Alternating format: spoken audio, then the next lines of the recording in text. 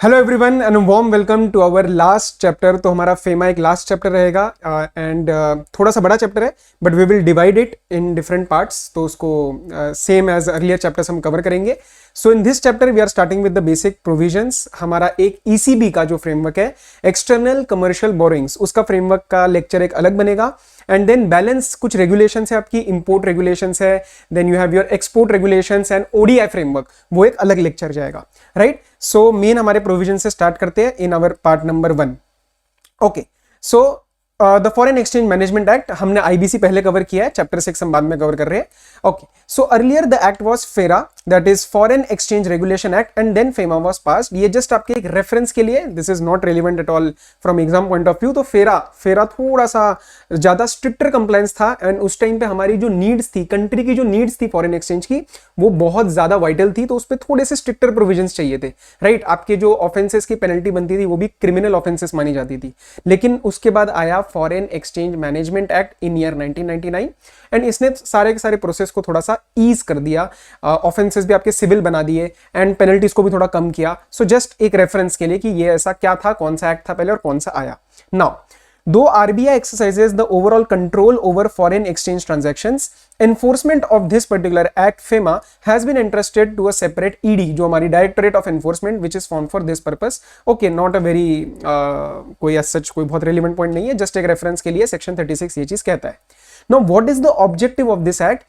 सो FEMA act का objective है, it aims to consolidate and amend the law, क्योंकि पहले फेरा था तो उसको कंसोलिडेट करना है, अमेंड करना है, relating to the foreign exchange with the objective of facilitating external trade and payments and for promoting the orderly development and maintenance of foreign exchange market in India।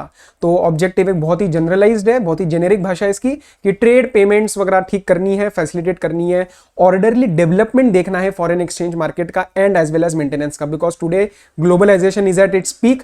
तो उस चीज उनके रिस्पेक्ट में सारी जो चीजें आती है, current transactions, capital account transactions, उन सब के लिए ये एक्ट बनाया गया है। इन द एक्ट ऑफ हमारा एफसीआरए में हमने डिफरेंस डिस्कस कर लिया था कि एफसीआरए और फेमा में वाइटल डिफरेंस क्या है। यहाँ पे कमर्शियल ट्रांजैक्शंस की बात होती है, वहां पे थोड़ा सोशल एंड चैरिटेबल चीजें भी हमने डिस्कस करी थी with respect to organisations, charitable organisations, वो सारी चीजें, राइट। सो यहाँ पे हमारा फोकस रहेगा कमर्शियल एस्पेक्ट पे। Okay, let's start. Extent and application. This act applies to the whole of India and it shall also apply to the branches, offices and agencies which are outside India but they are owned or controlled by a person resident in India। Sir ये person resident in India general मान ले या आप कुछ बताओगे? नहीं, इसकी एक डेफिनेशन आने वाली है, वेरी वेरी इंपॉर्टेंट डेफिनेशन, उसमें हम डील करेंगे उसको।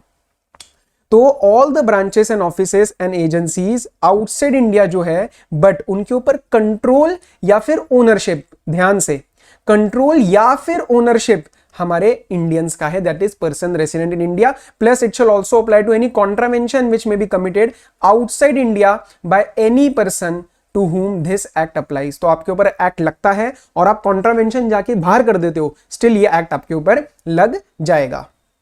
ओके, नेक्स्ट अब आते जरा सेक्शन 2 पे definitions. Section number 2 clause C, authorised person means an authorised dealer or a money changer or offshore banking unit or any other person for the time being authorised under subsection 1 of section number 10। क्यों authorise करा गया है? To deal in the foreign exchange और foreign securities. तो section number 10 में RBI permission देती है, वही अपने आप को ऑथराइज्ड डीलर बुला सकता है, that is basically the authorised dealer या मनी चेंजर या ऑफशोर बैंकिंग यूनिट जो एसईजेड वगैरह जोन्स के रिस्पेक्ट में होती है। तो उनको उनके पास वो लाइसेंस चाहिए होता है and then only they can deal with these particular foreign exchange and foreign securities. Okay, capital account transaction, very important, mark करो। Capital account transactions means a transaction which alters the assets और liabilities including the contingent liabilities outside India of person resident in India. और से पहले, और पढ़ने से पहले आप यहां पे एनालाइज करो कि जब हम बात करेंगे पर्सन रेसिडेंट इन इंडिया की, जिसकी डेफिनेशन मैं अभी आपको कराऊंगा, उसके असेट्स और लायबिलिटीज में कोई भी चेंज आ जाता है, including the contingent liabilities. Contingent liabilities मतलब जो भी फिक्स नहीं हुई है, कंटिंजेंट है किसी कोड डिटर्मिनेशन वगैरह के ऊपर। So assets, liabilities including contingent liabilities which are outside India change हो जाती है, तो उसको कहते हैं कैपिटल अकाउंट ट्रांजैक्शन। और ये किसकी चेंज होने की बात हो रही है? Person resident in India. अब आते हैं अदर वे राउंड, मतलब पर्सन रेसिडेंट आउटसाइड इंडिया के लिए। सो और असेट्स और liabilities in India of persons resident outside India. जल्दी से बताओ क्या यहां पे कोई आपको फर्क दिख रहा है?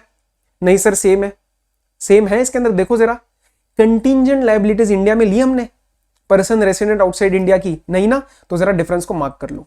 ठीक है, तो यहां के लोगों की बाहर के assets liabilities including contingent liabilities, और बाहर के लोगों की असेट्स या लायबिलिटीज इन इंडिया, इसमें कोई बदलाव आता है, दैट चेंज आना जरूरी है, so that it will constitute a capital account transaction.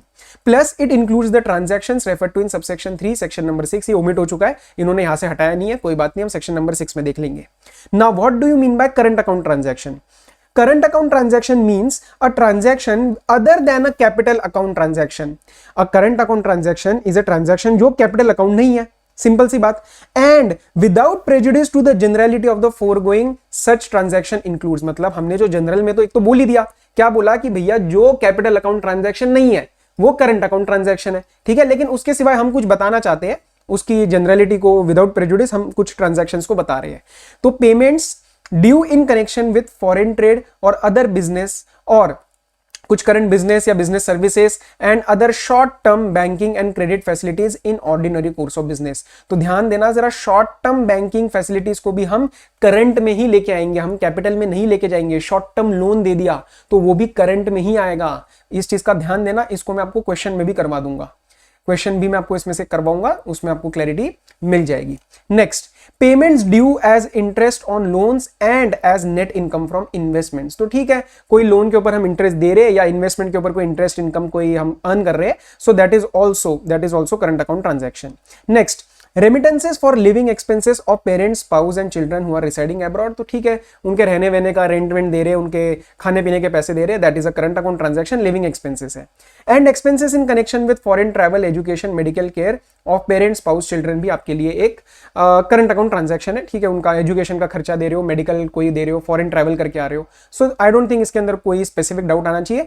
First वाले में जरा ध्यान से इसको जरा आपने मार्क किया हुआ है ना, चेक कर लो। ओके, या आगे इसका रेफरेंस आगे आने वाला है। अच्छा, what do you mean by export? Export with its grammatical variations and cognate expressions, मतलब जितना नॉर्मल एक्सपोर्ट बंदा समझता है उसमें हम क्या कह रहे हैं, with grammatical variation it means taking out of India to a place outside India any goods. तो आप गुड्स उठा के इंडिया से बाहर लेके जाओगे तो वो एक्सपोर्ट बन जाएगा। Provision of services from India to any person outside India, आप सर्विसेज को उठा के लेके नहीं जा सकते। If I am teaching to a student who is outside India, वो यूएस में बैठा है, तो वो मैं प्रोविजनिंग दे रहा हूं, तो मैं उठा के सर्विसेज नहीं लेके जा सकता। सो अब यहाँ पे वर्ड यूज करोगे प्रोविजन ऑफ सर्विसेज। तो ठीक है भैया, गुड्स या सर्विसेज कुछ भी हो सकता है, हमें तो वर्ड एक्सपोर्ट यूज करना है उसके लिए, अगर बाहर की तरफ जाता है तो, राइट। फॉरेन एक्सचेंज का मतलब क्या होता है? Foreign exchange means foreign currency and it includes, मतलब इन जनरल फॉरेन करेंसी, आपके पास यूएसडी है या आपके पास पाउंड के नोट्स हैं, वो सारा जो फॉरेन करेंसी है वो तो है ही। Plus it includes the deposits, credit and balances which are payable in foreign currency. जो आपके पास कोई डिपॉजिट्स है, क्रेडिट्स है जो आपको पे करने हैं इन फॉरेन करेंसी, तो वो भी फॉरेन एक्सचेंज माने जाएंगे। Drafts, travellers cheques, letters of credit, bills of exchange expressed और drawn in Indian currency but they are payable in foreign currency. तो अगर मैं ट्रैवलर चेक एचडीएफसी बैंक से उठा के बाहर यूज करना चाहता हूं और उनसे मैं यूएसडी ले लेता हूं मेरा आईएनआर देके, so that will also be converted into foreign exchange only, क्योंकि पे किसके अंदर होने वाला है, मेन तो है पे किसके अंदर होने वाला है, it is in foreign currency. जो मैं ड्रॉ कर रहा हूं उसको यूज करने के लिए वो मेरा आईएनआर डेबिट हो रहा है, राइट, वो मेरा आईएनआर जा रहा है मेरे हाथ से। Okay, draft, traveller cheques, letters of credit, bills of exchange drawn by banks or institutions or persons outside India but payable in foreign currency. तो उल्टा हो गया, जो बाहर से ओरिजिनेट होके इंडिया में आ रहे हैं वो भी फॉरेन करेंसी, वो भी फॉरेन एक्सचेंज बन जाएंगे, बिकॉज वो ड्रॉ ओरिजिनली बाहर हुए हैं, सो करेंसी चेंज हो रही है, राइट। सो फॉरेन एक्सचेंज में ये तीनों चीजें हमारी स्पेसिफिक आ जाती है। इन जनरल फॉरेन करेंसी तो आएगी फॉरेन एक्सचेंज में, और ये तीनों चीजें भी आएंगी। Okay, next, foreign security. Foreign security क्या होती है? It means any security in form of share, stock, bonds, debentures और एनी अदर इंस्ट्रूमेंट डिनोमिनेटेड और expressed in foreign currency, and it includes the securities expressed in foreign currency, but where redemption or any form of return such as interest or dividend is payable in Indian currency. क्या बोल दिया इन्होंने, इसको divide करके पढ़ो. Foreign security मतलब कोई भी सिक्योरिटी हो, आपकी शेयर्स की फॉर्म में हो, स्टॉक मतलब वही शेयर्स ही हो गया, बॉन्ड्स हो गए, डिबेंचर हो गए, या कोई भी इंस्ट्रूमेंट जो कि एक्सप्रेस किया जा रहा है फॉरेन करेंसी में. तो सर हमें तो मेन इसके ऊपर ध्यान देना है. अगर फॉरेन करेंसी में यूएसडी में एक्सप्रेस किया जा रहा है, ग्रेट ब्रिटेन पाउंड में एक्सप्रेस किया जा रहा है, तो उस केस में वो फॉरेन सिक्योरिटी बन जाएगी. Plus it includes those securities which are expressed in foreign currency but redemption may be in Indian currency. मतलब अगर एक्सप्रेस फॉरेन करेंसी में हो गई लेकिन उसका रिडेम्पशन जो हो रहा है और एनी फॉर्म ऑफ रिटर्न, जैसे हो सकता है आपको शेयर्स के ऊपर डिविडेंड मिले, हो सकता है डिबेंचर्स के ऊपर इंटरेस्ट मिले, तो वो सारा जो आपको मिलने वाला है that is in Indian currency. वो आपको चल जाएगा कि उसका रिटर्न कैसे मिल रहा है. लेकिन एक्सप्रेस हमें देखना है कि एक्सप्रेस किसके अंदर हुई है, वो हुआ है फॉरेन करेंसी में. डिनोमिनेट किसके अंदर हुआ है, फॉरेन करेंसी में, तो वो फॉरेन सिक्योरिटी बन जाएगा. राइट, आगे चलते हैं. इंपोर्ट, जैसा एक्सपोर्ट है वैसा import. Import with its grammatical variations and cognate expressions means bringing into India any goods और सर्विसेज. ठीक है भैया, गुड्स और सर्विसेज यहां ले आएंगे. पर्सन, सर पर्सन की डेफिनेशन क्या ही लर्न करनी है, नहीं करनी है, पेपर में आपको लिखनी पड़ेगी, बताऊंगा कैसे क्वेश्चन बैंक में. Person includes an individual, Hindu undivided family, company, firm, AOP और body of individuals whether incorporated और नॉट, तो उसका लीगल इनकॉर्पोरेशन हुआ हो ना हुआ हो हमें नहीं फर्क पड़ता. या every artificial judicial person who not falling with in any of the preceding सब क्लॉसेस. तो कोई भी और आर्टिफिशियल पर्सन है जो हमने ऊपर नहीं कवर किया वो भी हम यहां पे ले लेंगे in terms of a person. Last वाला बात, seventh clause very important. Any agency और ऑफिस और ब्रांच विच इज ओन्ड और कंट्रोल्ड बाय सच पर्सन. मतलब ऊपर वाले जो सच पर्संस है, अगर इनका ओनरशिप है किसी ऑफिस, एजेंसी या ब्रांच में, या फिर कंट्रोल है, प्लीज मार्क दिस पॉइंट, ये एंड नहीं है, ये एंड नहीं है. पेपर में आपको कंफ्यूज किया जाएगा, सिर्फ ओन लिख देंगे और कई बच्चे फिर कंफ्यूज होते हैं कि सर सिर्फ ओन लिखा था, कंट्रोल नहीं लिखा था. वर्ड इज और, दोनों में से एक काम होना चाहिए. तो वो एजेंसी, वो ऑफिस या वो ब्रांच भी आपका पर्सन की डेफिनेशन में आ जाएगा. राइट, नेक्स्ट, रिपैट्रिएट मतलब लेके आना. रिपैट्रिएट टू इंडिया मतलब पैसा लेके आओ. So it means bringing into India the realised foreign exchange and selling of such foreign exchange to an authorised person in exchange for rupees और holding of the realised amount in an account with an authorised person in India to the extent notified by RBI. Simple सी बात क्या बोल दी इन्होंने, आप USD बाहर से लेके आओ, you are not allowed to hold USD. आप ऐसे घर पे थोड़ी ना आप यूएसडी रख सकते हो. आप उसको सेल करो ऑथराइज पर्सन को और आप उसके बदले में रुपए ले लो, क्योंकि हमारे यहाँ पे legal tender money is rupee not dollar. Right, या फिर अगर आरबीआई ने आपको कोई अलाउंस दिया हुआ है, कोई परमिशन में अलग अलग रेगुलेशंस होती है, this is a dynamic law. FEMA is always a dynamic law. Right, तो उसमें कोई भी अगर आपके पास कोई अभी करंट नोटिफाइड लिमिट है तो उसके हिसाब से आप ऑथराइज पर्सन के साथ वो अमाउंट अपना होल्ड कर लो, लेकिन ऑथराइज पर्सन को इन्वॉल्व कर लेना. आरबीआई का ध्यान रख लेना, आरबीआई ने क्या क्या एक्सटेंट प्रोवाइड कर रखा है और कितनी लिमिट प्रोवाइड कर रखी है.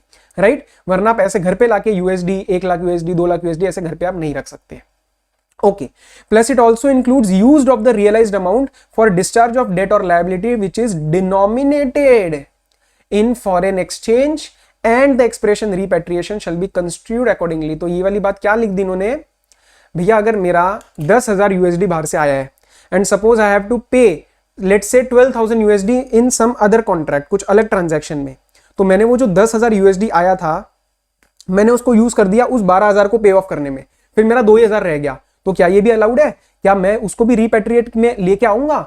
यस, बिल्कुल, क्योंकि मैं वो आने के बाद अगर ऑथराइज सेलर, ऑथराइज पर्सन को सेल कर देता हूं तो कल को दोबारा 12,000 के लिए दोबारा मैं उससे 12,000 यूएसडी मांगूंगा. तो एक काम करो, जो आपका 10,000 आया है ना, आप उससे सेट ऑफ कर दो, क्या डिस्चार्ज कर दो वो डेट या वो लायबिलिटी जो ऑलरेडी फॉरेन एक्सचेंज में ही डिनोमिनेटेड है. आईएनआर में डिनोमिनेटेड नहीं होनी चाहिए, वरना सेट ऑफ कैसे करोगे. राइट, सो वो भी फॉरेन एक्सचेंज में डिनोमिनेटेड है. आई hope this is clear, very very logical. Securities की बहुत लंबी सी डेफिनेशन है जिसमें से एक ही पार्ट मुझे आपको रेलिवेंट बताना है, तो मैं रीड कर देता हूं, पर ज्यादा कोई इस पे ध्यान मत देना.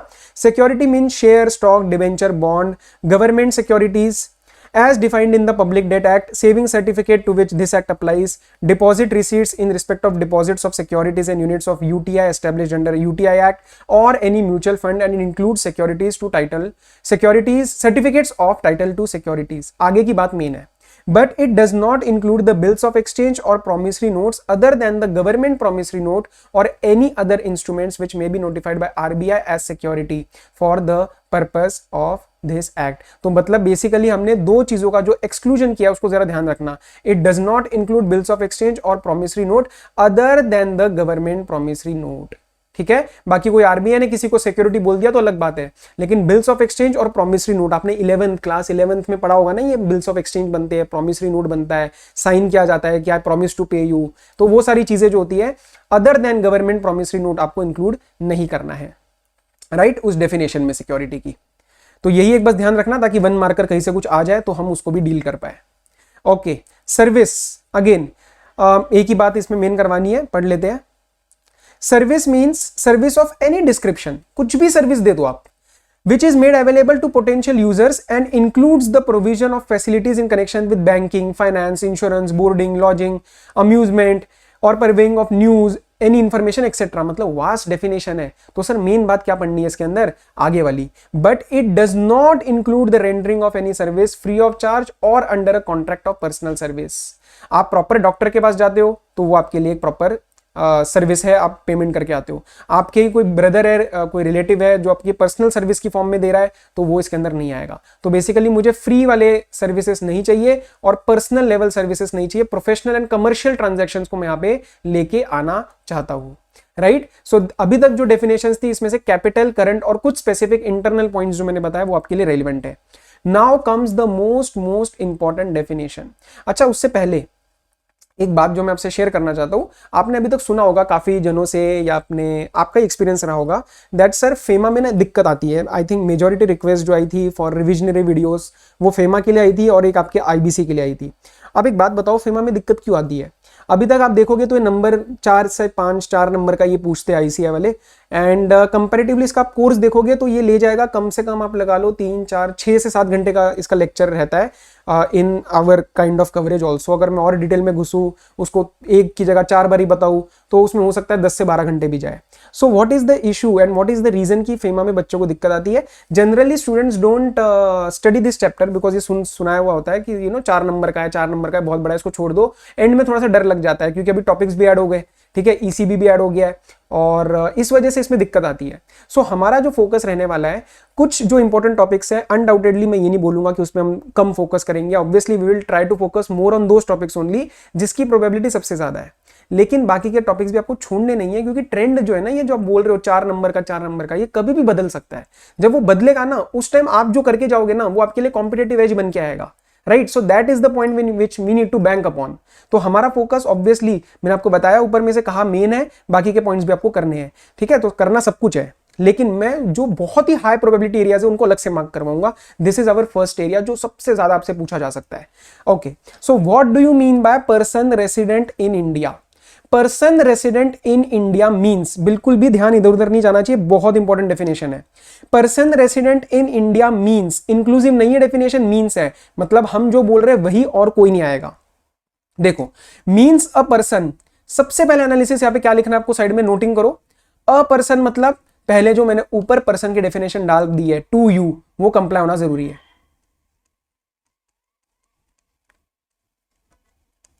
पहले तो सेक्शन 2U का पर्सन का डेफिनेशन कंप्लाई होना जरूरी है. पेपर में आएगा अगर PRI और PROI की डेफिनेशन एनालाइज करना तो पहले आप पर्सन लिख के आओगे. बच्चे नहीं लिखते, नंबर कटते हैं, ठीक है. तो पहले पर्सन की डेफिनेशन से पास करवाया, फिर आगे बात करेंगे कि ये कैरेक्टरिस्टिक लगाए ना लगाए रेसिडेंट इन इंडिया की.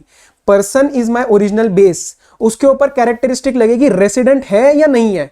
तो देखो, person resident in India means a person residing in India for more than 182 days during the course of preceding financial year but does not include. मतलब इन्होंने प्राइमरी डेफिनेशन क्या दे दी कि जो मोर देन 182 days मतलब minimum 183 days, ठीक है. अलग अलग चीजों से लिख लो, क्या पता पेपर में ये याद रह जाए आपको या फिर पेपर में ये याद रह जाए. तो मिनिमम 183 days वो रहा है इंडिया में. कब सर? प्रीसीडिंग फाइनेंशियल ईयर में आपको देखना है, आपको देखना है प्रीसीडिंग फाइनेंशियल ईयर में, not the current financial year जिसमें बात हो रही है, ठीक है. एंड मतलब but it does not include कौन कौन इंक्लूड नहीं करना है? A person who has gone out of India और who stays outside India in either case. मतलब लेट्स एनालाइज इट अगेन। आपको ये वाले जो 3 आपको मैं नीचे बताऊंगा, ये ए बी सी, इसको एनालाइज करने से पहले this is my test number 1। इसको जरा मैं मिटा के लिख रहा हूं, आप मत मिटाना, मैं यहां पे लिख रहा हूं this is my test number 1। अगर टेस्ट नंबर 1 से कंप्लायंस हो गई तो नीचे आके देखेंगे, नहीं तो बाहर हो जाएंगे। कंसेप्ट के हिसाब से चलो, कंसेप्ट को पकड़ने की कोशिश करो। जो पर्सन रिसाइड कर रहा है मोर than 182 days during the course of preceding financial year but does not include, मतलब ये जिसने कंप्लाई किया, लेकिन हम फॉलोइंग डेफिनेशन से हटा देंगे। किसको हटा रहे हैं? मतलब बट डज नॉट इंक्लूड, मतलब जो बंदा बाहर गया इंडिया के या फिर जो बाहर रहता है, in either case, in either case किस चीज के लिए वो बाहर गया? For taking up employment outside India और for carrying on outside India business और वोकेशन, मतलब ये काम धंधा ही होता है, तो बिजनेस और वोकेशन आउटसाइड इंडिया, और for any other purpose in such circumstances as would indicate his intention to stay outside India for an uncertain period. तो मतलब अगर मैं प्रीसीडिंग फाइनेंशियल ईयर में मोर देन 182 डेज रहा, लेट्स से 185 डेज, लेकिन मैं current financial year में चला गया इंडिया के बाहर, किस कामों के लिए? इन 3 कामों के लिए, तो सर मुझे निकाल दिया जाएगा पर्सन रेसिडेंट इन इंडिया की डेफिनेशन से, तो मैं PROI बन जाऊंगा, person resident outside India. Similarly does not include के नीचे चल रहे हैं, ध्यान से, ये ए था, ये बी पढ़ रहे हैं। ऊपर से रीड करो कि अ person who is residing in India for more than 182 days during the preceding financial year but does not include a person who has come to or stays in India in either case otherwise than, और ये आएगा आपके लिए bouncer. ये sir नहीं समझ आएगा जल्दी से। देखो अदरवाइज देन से पहले इन्होंने क्या बोला? मैं लास्ट ईयर मोर देन 182 डेज रहा, लेकिन मैं आया हूं, मुझे किसको हम एक्सक्लूड कर रहे हैं? Does not include a person who has come to और stays in India in either case, मतलब मैं बाहर का इंसान हूं। जैसे मेरा नाम समझ लो मिस्टर डेविड, मैं एक फॉरेनर हूं, मैं आया इंडिया में, मेरे को कुछ रीजंस की वजह से मोर देन 182 डेज रहना पड़ा। लेट्स से मेरे फैमिली में कोई सिक था या कुछ भी था, फ्लाइट्स बैन हो गई अभी कोरोना वायरस की वजह से, या कुछ भी हो रीजन जिसकी वजह से मेरे को मोर देन 182 डेज रहना पड़ा, लेकिन मैं यहां पे आया था, मैं इंडिया में रहने आया था, मैं ओरिजिनली नहीं रहता, तो फिर मैं पर्सन रेसिडेंट इन इंडिया नहीं हूं। अदरवाइज देन मतलब निगेटिव और निगेटिव पॉजिटिव, मतलब अगर इन तीनों में से कुछ भी लग जाएगा तो फिर मैं पर्सन रेसिडेंट इन इंडिया बन जाऊंगा। क्या क्या? Same, employment, business vocation, or for any other purpose in such circumstances as would indicate his intention to stay in India for an uncertain period. तो अब सारा होने के बाद ये पहले मैं आपको दोबारा समझा रहा हूं, फाइनल टाइम मैं आपको एक बार दोबारा समझाऊंगा ताकि कोई भी दिक्कत नहीं आनी चाहिए, इसके अंदर मुझे कोई डाउट नहीं चाहिए, बहुत प्रॉब्लम आती है वरना बाद में। क्विकली, ठीक है, मैं मार्किंग्स दोबारा करूंगा। Person resident in India means a person, जो पहले खुद एक पर्सन की डेफिनेशन से पास होना चाहिए, who is residing in India for more than 182 days during the course of preceding financial year but does not include. तो जो यहीं से बाहर हो जाएगा, जो 182 डेज तक रहा है, वो तो पहले ही हमारा पर्सन रेसिडेंट आउटसाइड इंडिया बन जाएगा। लेकिन अगर वो इस डेफिनेशन को पास कर जाता है कि मोर देन 182 डेज वो रहा है लास्ट प्रीसीडिंग फाइनेंशियल ईयर में, बट अब डज नॉट इंक्लूड, तो अब ये चेक करो कि क्या इन ए या बी में से उसको बाहर निकाल सकते हैं क्या? ए में कौन निकल रहा है? A person who has gone out of India और who stays outside India in either case, business, vocation, employment या uncertain period। तो मैं अगर पूरा इंडिया में रहता हूं, मैं बचपन से इंडिया में रह रहा हूं, ठीक है, मैं लास्ट ईयर भी मोर देन 182 डेज था इंडिया में, मैं 365 डेज था इनफैक्ट। तो अगर मैं करंट ईयर में चला जाता हूं business, employment, vocation, uncertain period के लिए, तो मैं हट जाऊंगा, PRI में से, तो मैं बन जाऊंगा पर्सन रेसिडेंट आउटसाइड इंडिया। ठीक है। Second, but does not include, ऊपर से पढ़ के आओ, but does not include a person who has come और who stays in India in either case otherwise then पहले से पढ़ो। अगर मिस्टर डेविड है, बाहर से आया है इंडिया, उसकी कोई तबियत खराब है, उसके फ्रेंड की कोई तबियत खराब है, उस पर्पस के लिए आया है, ठीक है, वो इन तीनों पर्पस के लिए नहीं आया है, तो वो पर्सन रेसिडेंट आउटसाइड इंडिया बन जाएगा। क्यों? Because it does not include a person who has come to India or he stays in India, वो नॉर्मल नहीं रहता है। लेकिन अदरवाइज देन मतलब दो निगेटिव पॉजिटिव बन जाएंगे तो वो PRI बन जाएगा। तो अगर वो mister David employment, business, vocation और अनसर्टन पीरियड के लिए आया है, तो फिर वो पर्सन रेसिडेंट इन इंडिया बन जाएगा। I hope I have been clear कि आपको ये प्रोविजन समझ आ गया है। इसके रिस्पेक्ट में आईसीआई गलती करने वाला है, उसको मैं आपको क्वेश्चंस में बताऊंगा। आईसीआई बहुत बड़ी गलती करने वाला है और हमें वो गलती फॉलो करनी पड़ेगी क्योंकि मटेरियल में वही है, उम्मीद करते हुए कि आंसर की उनके मटेरियल के हिसाब से बने, तो मैं आपको अभी क्वेश्चंस में बता दूंगा। ओके, इन सबको छोड़ के हमें और क्या क्लॉजेस है, अभी तो एक ही पढ़ा है हमने। एनी पर्सन और बॉडी कॉर्पोरेट जो कि रजिस्टर या इनकॉर्पोरेट हुई है इंडिया में, तो भैया किसी कंपनी ने इंडिया में जन्म लिया है तो वो रजिस्टर इनकॉर्पोरेट इंडिया में हुई है, तो वो तो फिर है ही ना पर्सन रेसिडेंट इन इंडिया, उसमें क्या अलग बात है। Next, any of an office and branch or agency in India owned or controlled by person resident outside India। तो हम बोलेंगे भाई बेशक तू बाहर का बंदा है, लेकिन जिसको तू कंट्रोल कर रहा है, तेरा ऑफिस, ब्रांच या एजेंसी जो कि खुद एक पर्सन है ऑलरेडी, प्लीज प्लीज प्लीज यहां पे ध्यान दो, वो ऑलरेडी खुद एक पर्सन है। अब उसके ऊपर हम एक कैरेक्टरिस्टिक लगाएंगे पर्सन रेसिडेंट इन इंडिया की। क्यों? क्योंकि सर वो इंडिया में है। Then regardless of the fact कि वो पीआरओआई उसको ओन कर रहा है या कंट्रोल कर रहा है, पीआरओआई उसको ओन कर रहा है या फिर कंट्रोल कर रहा है, लेकिन वो है तो इंडिया में ना सर, इसीलिए वो पर्सन रेसिडेंट इन इंडिया बन जाएगी। सिमिलरली, एन ऑफिस, ब्रांच और एजेंसी आउटसाइड इंडिया ओन्ड और controlled bye a person resident in India. अब हम ये भूल जाएंगे कि भैया बाहर है, हमें नहीं फर्क पड़ता, लेकिन सर ओन या फिर कंट्रोल दोनों नहीं है। ओन या फिर कंट्रोल कौन कर रहा है? यहां का बंदा पर्सन रेसिडेंट इन इंडिया। ये सारे लोग आ जाएंगे पर्सन रेसिडेंट इन इंडिया की डेफिनेशन में, राइट। एक note, a person residential status is determined on the basis of his stay in the preceding financial year, not the financial year in question. क्यों sir आपने ऐसा क्यों बोला? ये देखो ना यार, ये देखो ना यहाँ पे प्रीसीडिंग फाइनेंशियल ईयर में उसका डे हमें देखने हैं, डेज देखने हैं मोर देन 182 डेज। अच्छा, ऑल्सो एक बात ध्यान रखना, citizenship of an individual is irrelevant to determine the residential status in FEMA. FERA में होती थी सिटीजनशिप, सिटीजनशिप से हमें फर्क नहीं पड़ता, ठीक है। ओके, रेसिडेंशियल स्टेटस के लिए हमें देखना है रह कहाँ रहा है। अच्छा, अब सारा होने के बाद स्टिल अगर 2% किसी को डाउट है तो दोबारा मेरे साथ समरी चार्ट रिवाइज करो। अगर लग रहा है डाउट नहीं है तो आगे नहीं बढ़ना है, दोबारा सुनो, कंसेप्ट पक्का करो। अब क्वेश्चन आंसर फॉर्म में मैं आपको दे रहा हूं। स्टेड इन इंडिया, क्वेश्चन पूछो, did that person stay in India for more than 182 days in the preceding financial year? Answer is no. अगर आंसर आता है नो, तो इसका मतलब वो directly person resident outside India है। No further analysis is required. Why? Because आपको यहां पे फोकस देना है, मोर देन 182 डेज तो वो रहा ही नहीं, ओके। अगर इसका आंसर निकलता है यस, कि वो मोर देन 182 डेज रहा है in the preceding financial year, तो आपको उससे पूछना है कि did he leave India in current financial year for those 3 purposes. Sir leave he क्यों बोल रहे हो? अगर लीव करता ही नहीं है तो ये क्वेश्चन उठेगा ही नहीं ना, फेमा में स्टेटस उठाने की बात आएगी नहीं। तो अगर वो लास्ट ईयर में मोर देन 182 डेज रहा है एंड करंट ईयर में वो उन 3 पर्पस के लिए, कौन से? बिजनेस, वोकेशन या एम्प्लॉयमेंट या अनसर्टेन पीरियड, अगर उनके लिए गया है, if answer is yes, then वो PROI बन जाएगा, क्योंकि सर इस नॉट इंक्लूड वाली डेफिनेशन में वो आ रहा है। नहीं गया है, अगर वैसे घूमने फिरने गया है तो फिर वो यही का बंदा है, person resident in India, right.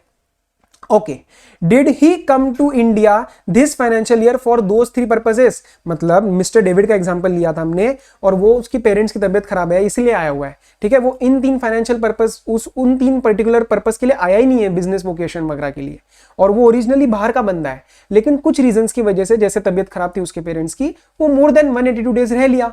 अच्छा, अगर वैसा कोई भी पर्पस नहीं है तो फिर वो बाहर का ही स्टेटस मेंटेन करेगा, regardless of the fact that he stayed for more than 182 days in the preceding financial year, तो वो पर्सन रेसिडेंट आउटसाइड इंडिया ही रहेगा। लेकिन अगर बिजनेस, वोकेशन, एम्प्लॉयमेंट, अनसर्टन के लिए आया है तो फिर वो पर्सन रेसिडेंट इन इंडिया रहेगा, ठीक है। वो जो पेरेंट्स का एग्जांपल था उसमें अनसर्टेन पीरियड मत समझ लेना, क्यों? क्योंकि उसको पता है जैसी तबीयत ठीक हो जाएगी उसके पेरेंट्स की, वो निकल जाएगा, तो कोई अनसर्टेन पीरियड नहीं है।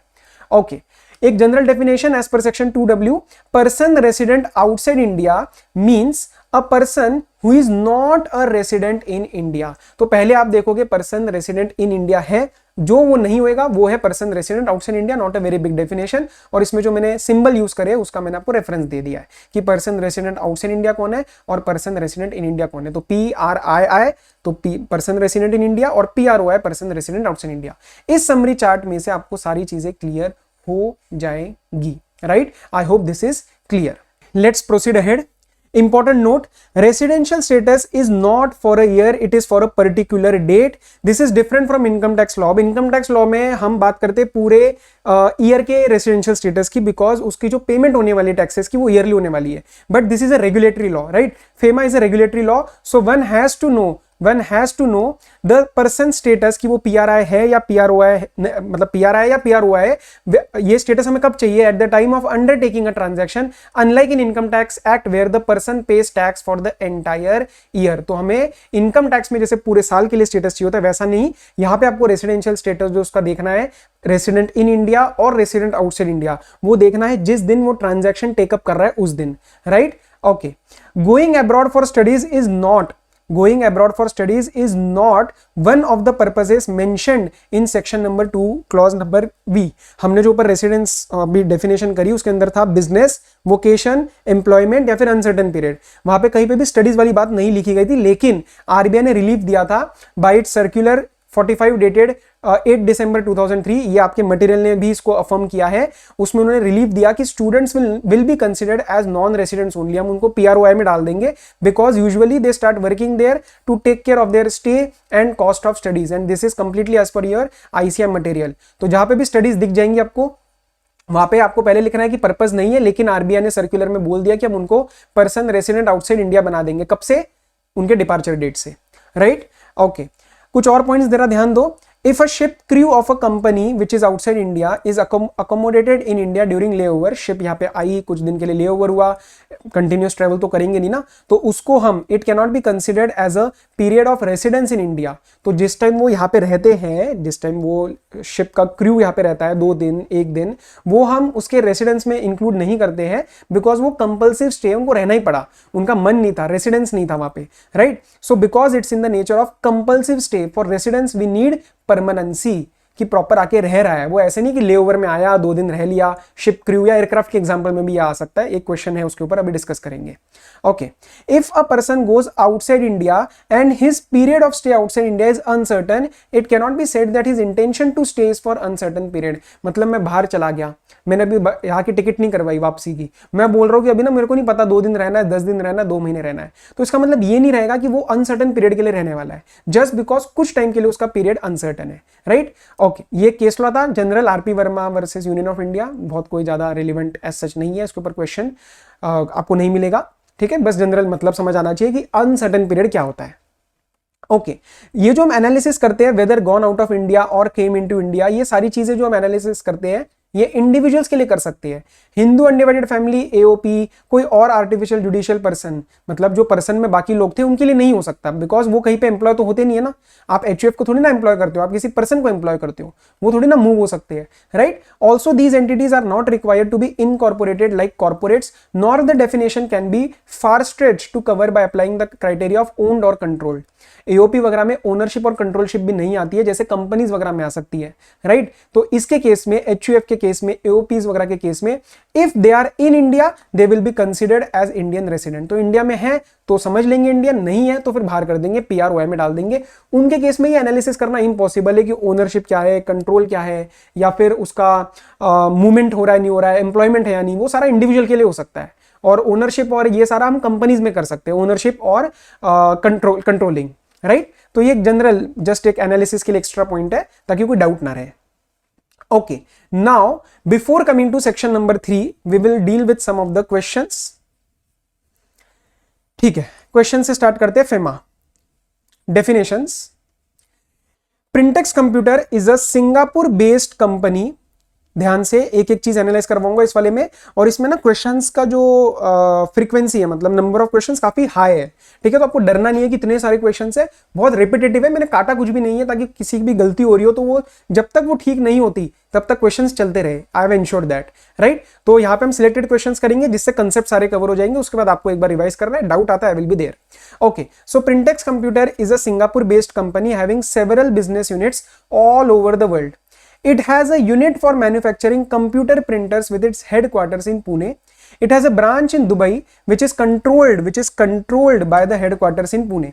What would be the residential status of printer units in Pune and that of Dubai branch? उन्होंने पूछा क्या है? पुणे और दुबई ब्रांच के बारे में. सर लेकिन इन दोनों से पहले ना मुझे सिंगापुर वाले का भी एनालिसिस करना पड़ेगा। देखो कैसे, सबसे पहले तो आप इन तीनों को पर्सन्स की तरह एनालाइज करो। सर क्यों? पर्सन्स की तरह एनालाइज नहीं करोगे तो पर्सन रेसिडेंट इन इंडिया या पर्सन रेसिडेंट आउटसाइड इंडिया कैसे बोल पाओगे? पहले फाउंडेशन क्या है? पर्सन। तो तीनों को सबसे पहले क्या करना है? पर्सन की तरह लिखो। ये आप नोट्स कहीं पे लिख सकते हो या फिर सीधा आप क्वेश्चन बैंक से भी कर सकते हो। सबसे पहले तो आपको पर्सन की तरह इसको एनालाइज करके डिफाइन करवाना है कि yes these are persons. Now we will talk about residency. ठीक है, अब ये जो सिंगापुर बेस्ड कंपनी है ये कहां पे, मतलब सिंगापुर बेस्ड वाली हम सीधा सीधा बोल सकते हैं पर्सन रेसिडेंट आउटसाइड इंडिया, क्योंकि वो किसी भी क्लॉज में तो आएगी नहीं। वो ना यहाँ पे इनकॉर्पोरेट हुई है, ना यहाँ पे उसका कोई रेफरेंस है, ना वो इंडिविजुअल की तरह, वो पहले वाले में तो एनालाइज कर ही नहीं सकते ना बिजनेस वगैरह के लिए, वो तो इंडिविजुअल्स के लिए। तो ये पर्सन रेसिडेंट आउटसाइड इंडिया हो जाएगी। Okay, it has a unit of manufacturing computer printers with its headquarters in Pune. अब जो पुणे वाली हेडक्वार्टर हुई, ये जो पुणे वाली ब्रांच हुई है, हम आपसे पूछा है ना कि ये जो प्रिंटर यूनिट पुणे में, इसका भी आपको एनालिसिस करना है। सो पर्सन तो हमने एनालाइज कर दिया। अब ये कौन से क्लॉज के अंदर फॉल कर जाएगी? ऑफिस, ब्रांच और agency in India owned or controlled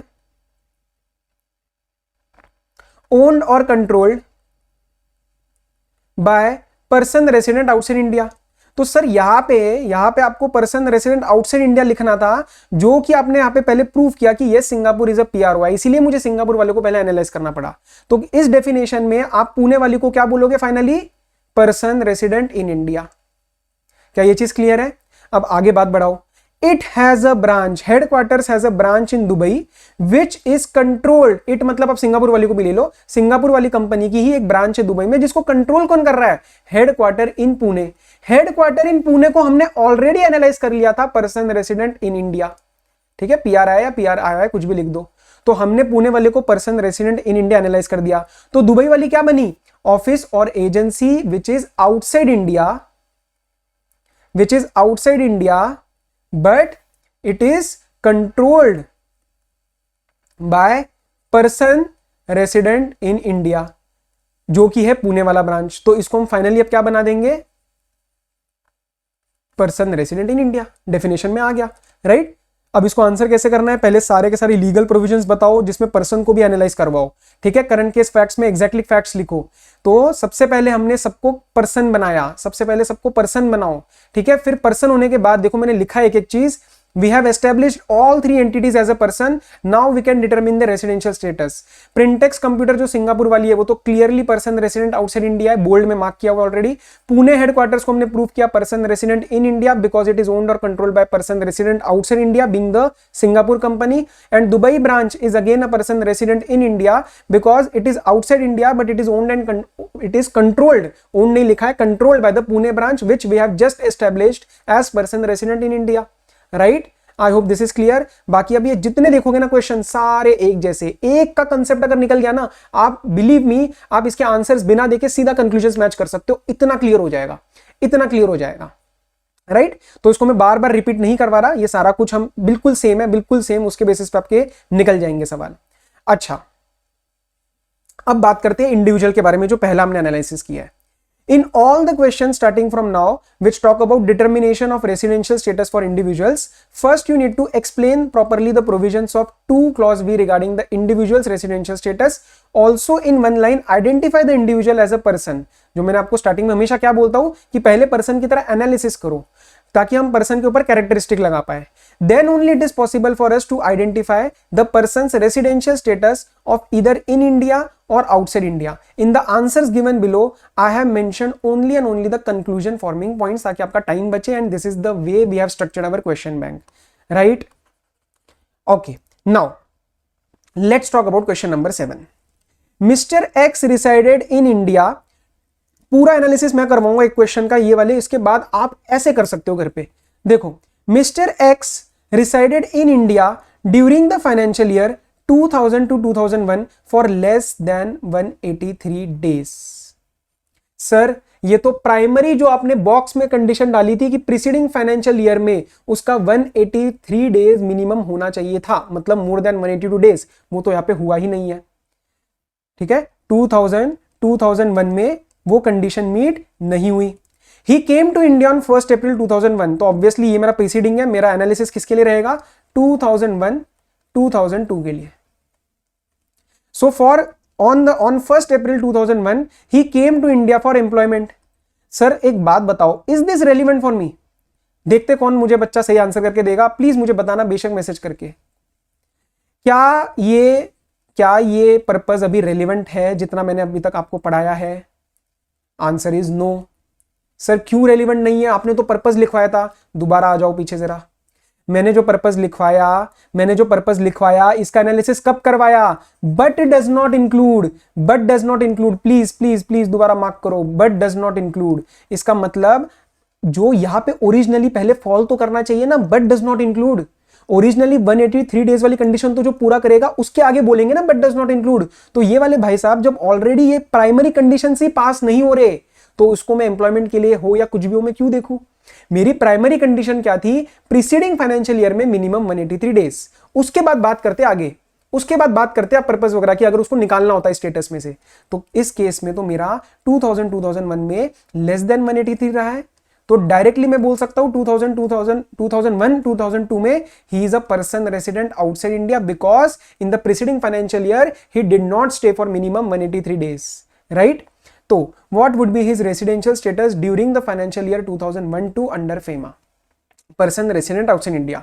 क्या हम खुश हो जाए? Answer is yes. क्या ये समझ आया? Answer is yes. हम कंसेप्चुअली करेक्ट है? Answer is yes. आईसीए में नंबर मिलेंगे? Answer is no. सर क्या कह रहे हो? आईसीए ने इसके अंदर गलती करी है। आईसीए ने इसके अंदर एक बहुत बड़ा चेंज कर दिया है, ट्विस्ट कर दिया है। अब देखते हैं वो क्या किया है और उसको आपको क्या करना है। देखो अब हम तो ऐसी चीजों में यही उम्मीद कर सकते हैं कि हम आईसीए को फॉलो करें, लेकिन आईसीए खुद का आंसर ना बदल दे कल को। मटेरियल में चेंज आएगा तो मैं आपको बताऊंगा, ठीक है, वो तो मेरा काम है। लेकिन अगर आंसर की उन्होंने पीछे से बदल दी तो भैया मैं भी कुछ नहीं कर सकता, आप भी कुछ नहीं कर सकते, राइट? तो पहले तो देखो, as per section 2V residential status of an individual during a financial year is determined as per his residence in India during the preceding financial year. In the given case, to determine the residential status of Mr. X during 2001 to 2002, his residence in India during 2000 to 2001 would be considered, क्योंकि वो उसका preceding financial year है. Conclusion: since Mr. X resided in India during the financial year 2000 to 2001 for less than 183 days, he would be a person resident outside India for 2001 to 2002, regardless of the fact that he came for employment. So it does not matter for what purpose he came to in India in 2001 to 2002, क्योंकि वो 1 अप्रैल 2001 को employment के लिए आया है. ये बात हुई कंसेप्चुअली. अब बात करते हैं रेलिवेंसी की कि हमारे आईसीए ने क्या किया हुआ है. तो जरा ध्यान से देखना. Authors note: the above answer is strictly as per law. However, ICAI has taken a contrary stand. Institute has considered such persons as person resident in India with effect from 1st April 2001 as he has come to in India for one of the specified purposes of employment. This may be correct as per a logical and a practical point of view. Sir क्या logical point of view हो सकता है? जो बंदा employment करने आ रहा है current year में, उसके transactions के scope के ऊपर एक रुकावट लगने वाली है क्योंकि हम उसको PROI बना रहे हैं, क्योंकि हम सिर्फ और सिर्फ लास्ट फाइनेंशियल ईयर को ही देखते हैं. लेकिन रिगार्डलेस ऑफ द फैक्ट कि वो प्रैक्टिकल है या नहीं है, लॉ के हिसाब से तो नहीं है. तो this may be correct as per practical point of view, but it is clearly not in accordance with law. अगर लॉ का इंटेंशन होता तो वो चेंज कर देंगे. Section 2V expressly requires consideration of stay in India in the preceding financial year as the basis for determining the residential status of the person during the current financial year. लेकिन ICI ने ये चीज ignore कर दी है. तो आपके दिमाग में डाउट, सर हम क्या करें एग्जाम में? For exam purpose students are advised to follow ICI's approach only, provided ICI अपना आंसर चेंज ना करे. Some examples with respect to such issue as dealt by the ICSM are covered later. मैं अभी दिखाऊंगा. If there is any change in material later on then obviously it shall be communicated by me. वो तो मेरा काम है बताना, लेकिन नहीं होता है तो भैया हम कुछ नहीं कर सकते. देखा जाएगा फिर पेपर में क्या होता है, क्योंकि आईसीआई ने क्लियरली गलत कर रखा है. आईसीआई ने लास्ट ईयर को इग्नोर कर दिया है, लॉ को इग्नोर कर दिया है. जस्ट बिकॉज करंट ईयर में वो एम्प्लॉयमेंट उसने देख लिया, आईसीआई एक्साइट हो गया, अभी फटाफट एम्प्लॉयमेंट देख लिया, तो वो एम्प्लॉयमेंट के चक्कर में उसने डाल दिया पर्सन रेसिडेंट इन इंडिया, जो कि गलत है. ओके, अब एक question, citizenship is it relevant for determining the residential status? Answer is no. ये फेरा में रेलिवेंट था, फेमा में नहीं है, बस यही करवाना था. बाकी इसके अंदर सेम है क्वेश्चन. देखो हर एक जगह ना मैंने ऑथर्स नोट डाल दिया है उसी क्वेश्चन का रेफरेंस देके, क्वेश्चन 7 वाला रेफरेंस देके, कि उस वजह से आंसर क्या चेंज हो सकता है, right? Okay, mister X resided in India during the financial year 1999 to 2000. मतलब 1999 से 2000 में मेरा टेस्ट पास हो चुका है, मैं पूरे साल इंडिया में रहा हूं, तो मैं मोर देन 182 डेज रहा हूं. He left India on 1 August 2000 for US for pursuing higher studies for 3 साल। तो मैं 2001 में मैं निकल गया यूएस फॉर हायर स्टडीज। तो सर आपने बताया था कि इनका एनालिसिस तभी करना है जब इस वाले में ओरिजिनली कंडीशन पास हो जाए, तो यस करंट केस में कर गई है। अब आ जाओ एनालिसिस में, क्या ये 3 पर्पस में से एक है? Answer is no. लेकिन आरबीआई के सर्कुलर ने क्या बताया था? बच्चों को हम रेसिडेंट बना दे, नॉन रेसिडेंट बना देंगे, राइट। तो 1 अगस्त से with effect from 1 August he will be person resident outside India. Sir ये विथ इफेक्ट फ्रॉम 1 अगस्त क्यों लिख रहे हो? 2000 टू 2001 में लिखो ना कि आप वो पर्सन रेसिडेंट आउटसाइड इंडिया ना। मैंने क्या बताया था? इनकम टैक्स ईयरली होता है, ये डेट के हिसाब से होता है। तो आप लिखोगे 1 अप्रैल, इसको यहां लिख देता हूं, 1 अप्रैल 2000 से हमारा जुलाई एंड तक, क्योंकि वो 1 अगस्त तक जा रहा है, तो हमारा 31 जुलाई तक वो रहेगा पर्सन रेसिडेंट इन इंडिया।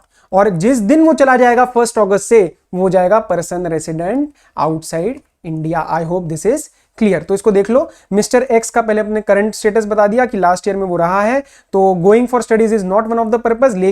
लेकिन आरबीआई ने अपने सर्कुलर में क्लैरिफाई कर दिया था, hence mister X would be a person resident in India till 31 July and he would be a person resident outside India from 1 August, that is his date of departure. That is his date of departure. Sir क्या ये बात समझ में आई है? Yes, okay.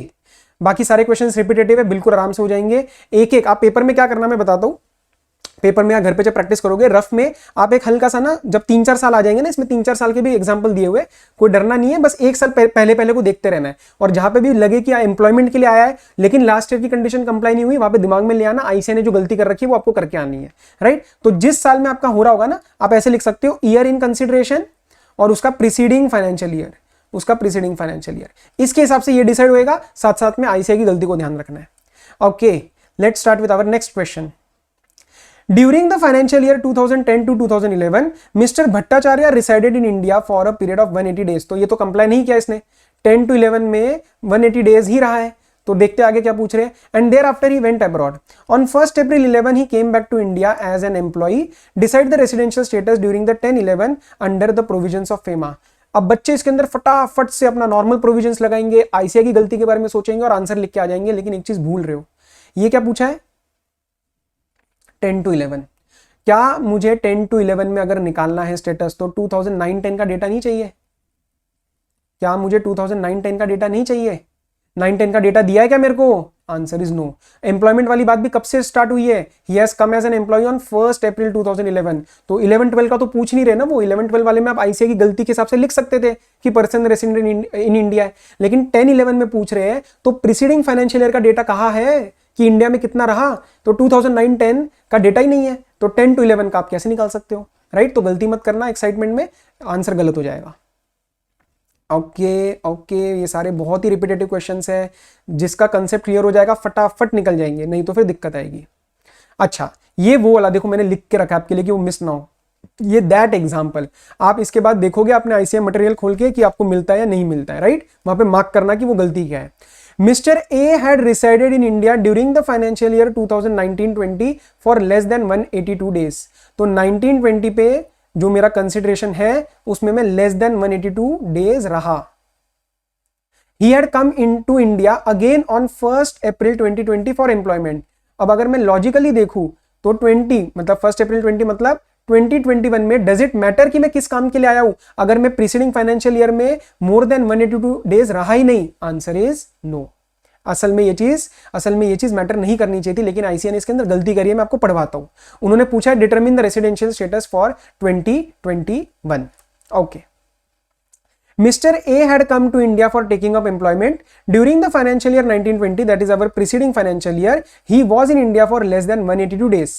Since he has not complied the condition of staying in India for more than 182 days, Mr. A will normally not be considered as PRII, but in this case he has come to in India for employment, then he will be covered by second limb. Limb को छोड़ दो, वो condition है. Therefore, he is a person resident in India from 1st April 2020.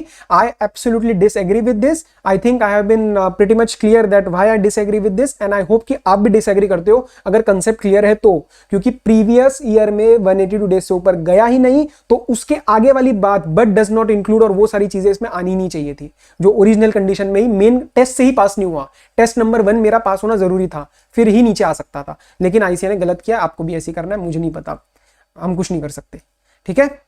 Okay, एक और को देखते हैं जरा।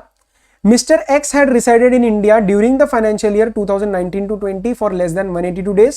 He had come to India for carrying on the business. He intends to live on April 30 and leave India on June 30. तो business छोड़ रहा है अप्रैल 30 को और ये छोड़ रहा है leave India on June 30. Determine his residential status. तो एक देखो इसके अंदर भी वही गलती करी उन्होंने। As explained in the above example, वही रेफर करके Mr. X will be considered as person resident in India from 1st April 2020, regardless of the fact that in the preceding financial year he stayed for less than 182 days.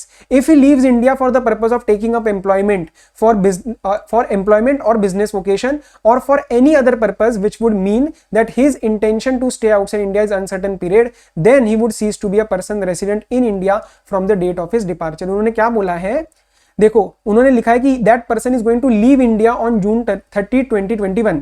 Now let's assume कि हम ICI के साथ वही गलती का use कर रहे हैं कि हमने उसको पर्सन रेसिडेंट इन इंडिया बना दिया।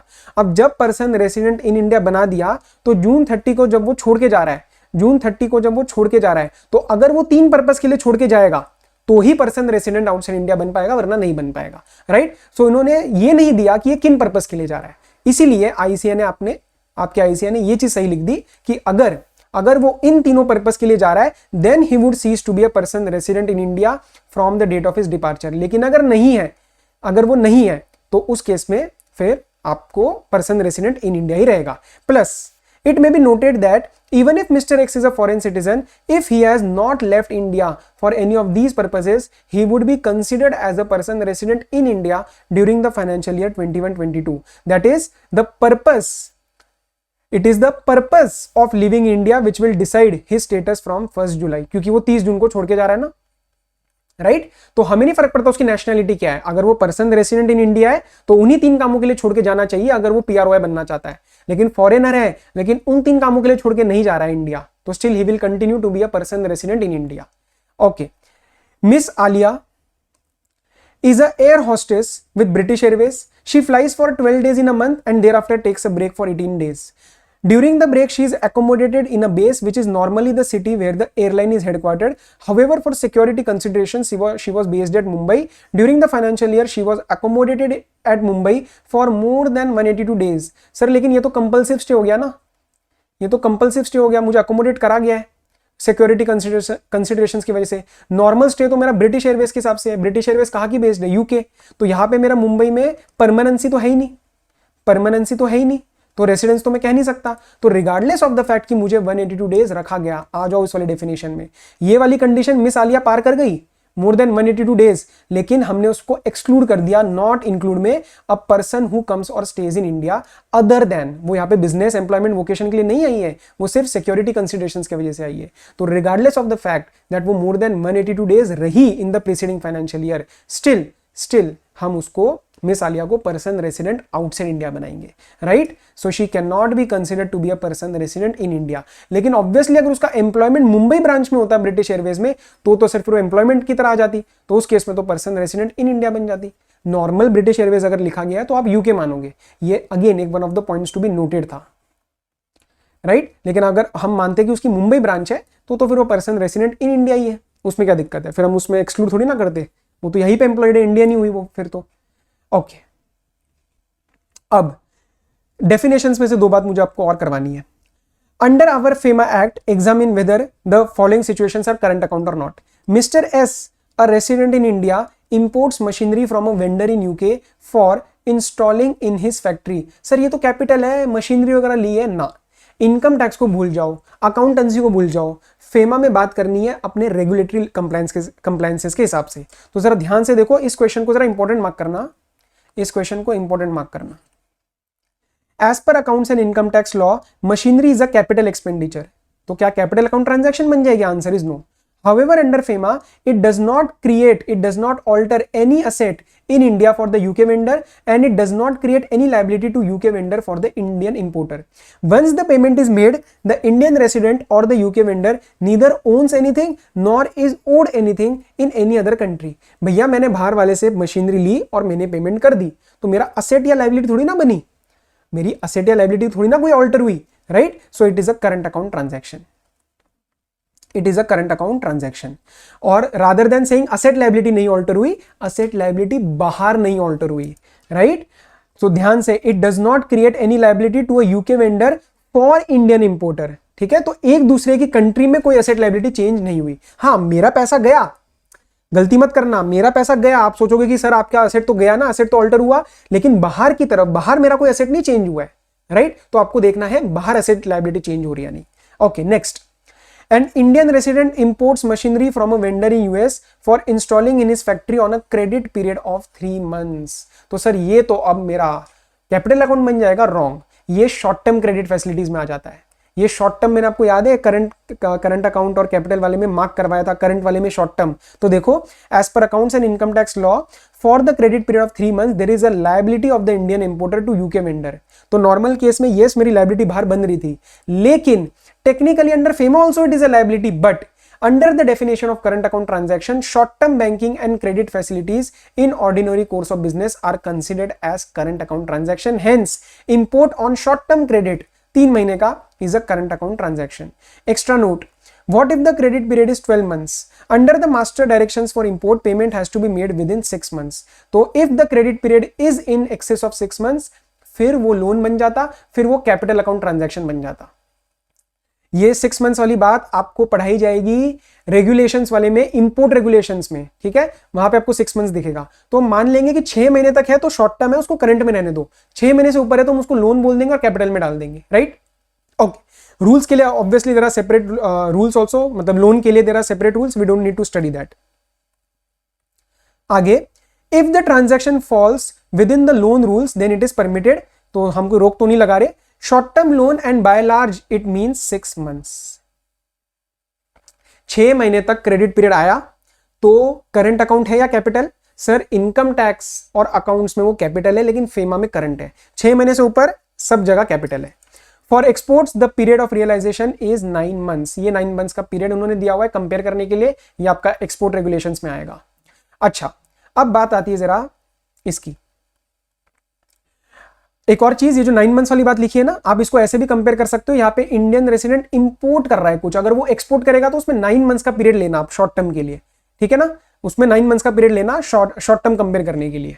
Okay, and Indian resident transfers USD $1,000 to his NRI brother in New York as a gift and the funds are sent from the resident's Indian bank account to NRI brother's bank account in New York. मैंने क्या किया, मेरा brother रहता है New York में, ठीक है, मैंने गिफ्ट दे दिया USD 1000 का, जिसके लिए मैंने अपने अकाउंट में से ये वर्ड मेरे लिए सबसे ज्यादा कीवर्ड है. अपने अकाउंट में से भी जो मेरा इंडियन बैंक अकाउंट है, मतलब मेरा इंडियन रुपया, मेरा असेट बाहर नहीं है, इंडिया में ही है, वो चेंज हो रहा है. ठीक है, और वो उसको बाहर चला गया और उसको जो असेट मिला वो उसके अकाउंट में मिल गया. तो ना ही उसका कोई असेट यहां पे चेंज हुआ, ना ही मेरा कोई असेट बाहर चेंज हुआ. तो देखो, under accounts and income tax act the gift may be a capital receipt. ठीक है, gift is a capital receipt, लेकिन फेमा के अंदर once the gift is accepted by NRI, मेरे ब्रदर ने एक्सेप्ट करने के बाद, no one owns anything and no one owes anything to anyone in India और USA. ट्रांजैक्शन खत्म.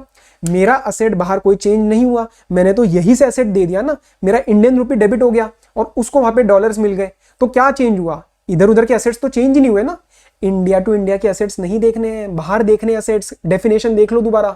ठीक है, पर्सन रेसिडेंट इन इंडिया के assets liabilities including contingent liabilities बाहर चेंज होनी चाहिए, तो जाके वो करंट में आता है. एंड सिमिलरली बाहर वाले की इंडियन असेट्स या liabilities not contingent liabilities change होनी चाहिए, राइट? तो इस केस में ऐसा कुछ भी नहीं हुआ. पैसा गया, एक्सेप्ट हो गया, कोई किसी को ओन नहीं कर रहा, कोई किसी का ओन नहीं कर रहा. Hence it is a current account transaction. Extra note, If however the person resident in India gives a person resident outside India a gift in India in Indian currency, यहां गड़बड़ हो गई, ऊपर तो डॉलर दिया था, यहां पे इंडियन करेंसी हो जाएगी। तो अब for the person resident in India, मेरे ब्रदर के लिए it will result in funds lying in India, जो कि हो जाएगा ऑल्ट्रेशन ऑफ इंडियन एसेट्स। अब सर फंस जाएगा ये आपके कैपिटल अकाउंट के ट्रांजैक्शन में, right. So for person resident in India there is still no creation of asset liability as this transaction creates an asset in India for person resident outside India.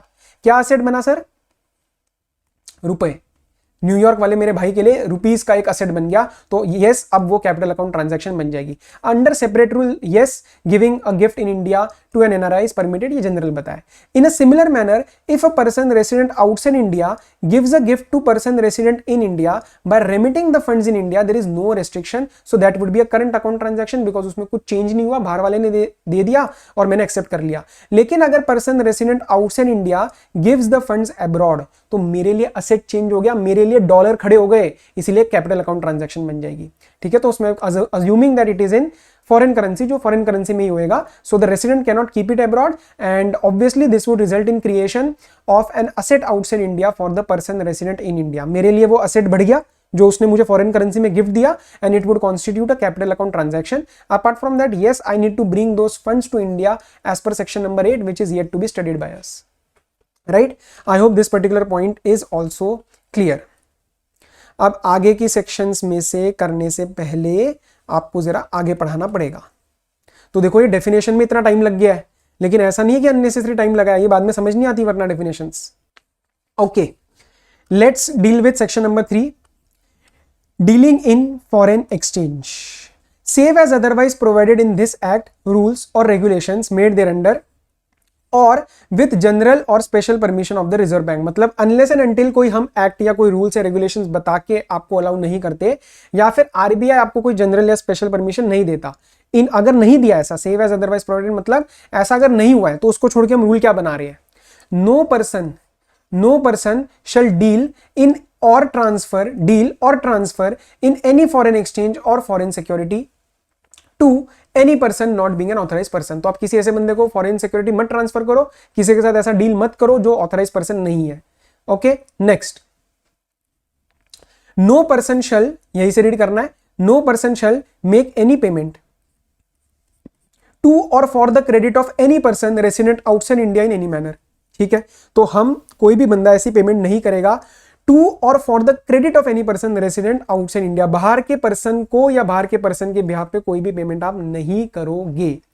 ठीक है, next, receive otherwise than through an authorised person any payment by order और on behalf of any person resident outside India in any manner. तो जैसे payment के लिए बोला, जैसे deal के लिए बोला, वैसे रिसीट के लिए बोल दिया कि no person shall receive otherwise than through authorised person. तो आप ऑथराइज्ड पर्सन को इन्वॉल्व करो और उसके सिवाय आप नहीं रिसीव करोगे कोई भी पेमेंट बाय ऑर्डर और on behalf of any person resident outside India. आप किसी बाहर के पर्सन के ऑर्डर पे या उसके बिहाफ पे पेमेंट मत रिसीव करना इन एनी मैनर। ठीक है, तो basically they want authorised person का इन्वॉल्वमेंट हर एक जगह। एक्सप्लेनेशन क्या डाली? For the purpose of this clause where any person in or resident in India receives any payment by order or on behalf of any person resident outside India through any other person including an authorized person without a corresponding inward remittance from any place outside India। मतलब आप किसी बाहर वाले बंदे से आप कोई भी पेमेंट रिसीव करते हो या फिर उसके बिहाफ पे पेमेंट रिसीव करते हो थ्रू एनी पर्सन, चाहे वो ऑथराइज्ड पर्सन हो या ना हो, मेन बात क्या है? कॉरस्पॉन्डिंग इनवर्ड रेमिटेंस नहीं आया है। आप उस बंदे के बिहाफ पे पेमेंट रिसीव कर रहे हो, उससे पेमेंट रिसीव कर रहे हो, लेकिन कॉरस्पॉन्डिंग कोई डॉलर, कोई फॉरेन करेंसी आई नहीं है। इनवर्ड रेमिटेंस मतलब क्या होता है? बाहर से पैसा आना। तो वो बाहर से पैसा तो आना चाहिए था ना, तभी तो आप यहां से ले सकते हो। तो अगर आपने ऐसा रिसीव किया, रिगार्डलेस कि जिससे आप ले रहे हो वो ऑथराइज्ड पर्सन हो, उसका इन्वॉल्वमेंट भी हो, स्टिल फर्क नहीं पड़ता, हमें कॉरस्पॉन्डिंग इनवर्ड रेमिटेंस चाहिए था। Then such person shall be deemed to have received such payment otherwise than through authorised person. तो हम मान लेंगे कि आपने ऑथराइज्ड पर्सन के बिना रिसीव किया, मतलब इन शॉर्ट आपने कॉन्ट्रावेंशन कर दिया कि आपने ऑथराइज्ड पर्सन को इन्वॉल्व किया ही नहीं। ठीक है, तो basically in short corresponding inward remittance चाहिए if you want to receive any payment by order और on behalf of any person resident outside India. उसके बिहाफ पे रिसीव करना है, उसके ऑर्डर पे रिसीव करना हो तो। Next, no person shall enter into any financial transaction in India as a consideration for or in association with acquisition, creation or transfer of a right to acquire any asset outside India by any person. तो कोई asset related कोई capital account transaction, उसके respect में आप कोई भी financial transaction enter नहीं करोगे। और एक्सप्लेन किया गया कि for the purpose of this clause financial transaction means making payment or for credit of any person or receiving any payment by order or behalf of any person या drawing, issuing, negotiating any bill of exchange, promissory note और transferring any security or acknowledging any debt। तो भैया financial transaction तो हर एक तरीके की आ गई ना, पेमेंट कर दी, क्रेडिट ट्रांजैक्शन कर दी, आपने कोई रिसीव कर दिया, अमाउंट रिसीव कर लिया, कोई प्रॉमिसरी नोट निकाल दिया, कोई बिल ऑफ एक्सचेंज निकाल दिया, कोई आपने डेट को एक्नॉलेज किया, ट्रांसफर करी सिक्योरिटी, एनीथिंग व्हाटसोएवर, सारा का सारा फाइनेंशियल ट्रांजैक्शंस इन्वॉल्व है। ओके, अब इस बच्चे के दिमाग में डाउट है कि सर आपने इतना सब कुछ मना कर दिया ऊपर, so what is the purpose of this section, क्यों मना किया, and can you give me some examples to help understand this clauses. Yes, तो देखो ये सेक्शन ने ना क्या किया है, ब्लैंकेट रिस्ट्रिक्शन डाल दी। अगर आप देखोगे तो ऊपर क्या लिखा है, अनलेस एंड अदरवाइज प्रोवाइडेड, हम अलाउ कर देंगे, उसमें अलाउ कर देना, मतलब उसमें आप परमिटेड हो, लेकिन उसके सिवाय नो पर्सन इज ऑथराइज्ड कि वो डील करे, वो कोई भी पेमेंट करे, या वो कोई भी रिसीट ले, या वो कोई भी फाइनेंशियल ट्रांजैक्शन करे।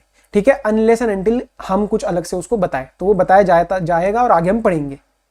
सो this section imposes blanket restrictions, मतलब सब कुछ मना कर दिया on specified transactions. This section applies to PRII as well as PROI. The purpose is to regulate inflow and outflow of foreign exchange through authorized dealer in a permitted manner. हमें चाहिए, हम जैसे बताएंगे, ऑथराइज डीलर के through ही होना चाहिए, कोई भी बंदा खुद नहीं कर सकता। आप देखोगे सब जगह ऑथराइज पर्सन का रेफरेंस है, नॉट बीइंग ऑथराइज पर्सन। ठीक है, तो ऑथराइज पर्सन हमें चाहिए। अब इनके एग्जांपल ले लेते हैं, क्योंकि इसके ऊपर एक क्वेश्चन भी आपको मिल जाएगा in question bank. Let's start. A person resident outside India comes to in India, वो आया, इंडिया में आया है, and he would like to sell $1000 to his friend who is resident in India.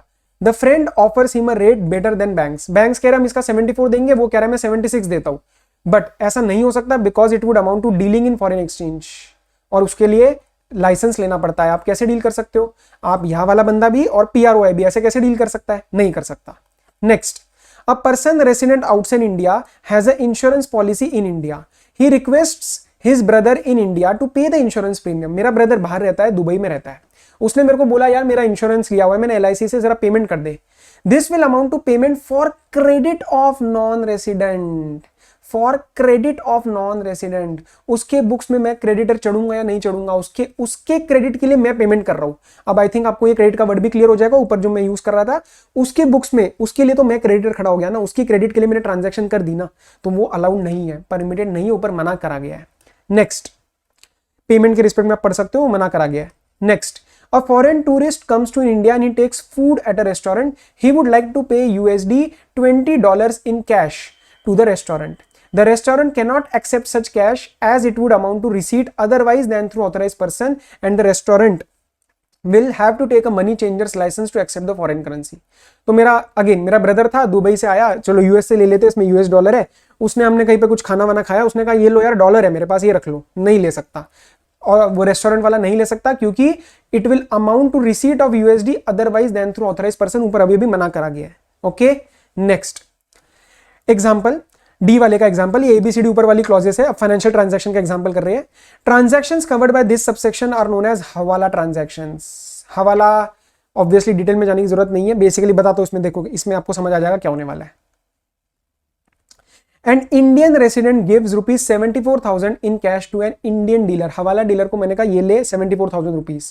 For this transaction, the brother in Dubai will get $1,000 from Dubai dealer. हमने मान लिया कि 74 का रेट है, ठीक है। नेक्स्ट, द टू डीलर्स में settle the transaction letter. इनके तो आपस में नेटवर्क होते हैं, तो बेसिकली मैंने अपने तरफ से यहाँ पे पैसा बाहर भिजवा दिया हवाला के थ्रू, मैंने यहाँ से 74,000 दिए, उसको वहाँ पे $1,000 मिल गई, आपस में क्या करते हैं वो उनकी हेडेक है, हवाला ट्रांजैक्शन हो गई है। लेकिन ये फाइनेंशियल ट्रांजैक्शन आपके लिए परमिटेड नहीं है, क्योंकि आप पेमेंट किसको पहुंचवा रहे हो, किसी पर्सन रेसिडेंट आउटसाइड इंडिया को। पेपर में ये नहीं लिखना कि हवाला परमिटेड नहीं है, पर्सन रेसिडेंट आउटसाइड इंडिया के साथ आप वो जो फाइनेंशियल ट्रांजैक्शन कर रहे हो इन क्लॉज नंबर डी वो अलाउड नहीं है। Okay, next, holding of foreign exchange. Now comes a very important topic, section number 4, holding of foreign exchange. Save as otherwise provided in this act. Save as otherwise provided in this act मतलब unless and until हम allow नहीं करते, no person resident in India shall acquire, hold, own, possess or transfer any foreign exchange, foreign security or any immovable property situated outside India. तो sir सब कुछ तो मना कर दिया, नो पर्सन, आपने सब कुछ मना कर दिया ना, मैं होल्ड कर सकता हूँ, पोजेस कर सकता हूँ, ट्रांसफर कर सकता हूँ, कोई भी एक्सचेंज, सिक्योरिटी, इमूवेबल प्रॉपर्टी बाहर की, तो सब कुछ मना है क्या? इसके दिमाग में डाउट आया. So person resident in India can not hold assets outside India. आपने मना कर दिया मुझे? नहीं. Through separate notifications acquisition of these assets has been permitted subject to certain conditions and compliance rules. तो वो कह रहे हैं कि हम अलाउ कर देंगे अलग अलग नोटिफिकेशंस के थ्रू. ओवरऑल सेक्शन नंबर 4 में हमने आपको मना कर दिया. Now talk about current account transaction. Very important. Very important. This is one of those topics again. I think मैं कह सकता हूँ पर्सन रेसिडेंट इन इंडिया की डेफिनेशन के बाद ये हमारा सेकंड टॉपिक है जो बहुत ही ज्यादा हाई प्रोबेबल एरिया में रहता है.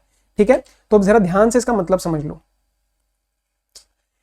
A person may sell or draw foreign exchange to or from an authorized person if such sale or drawal is a current account transaction.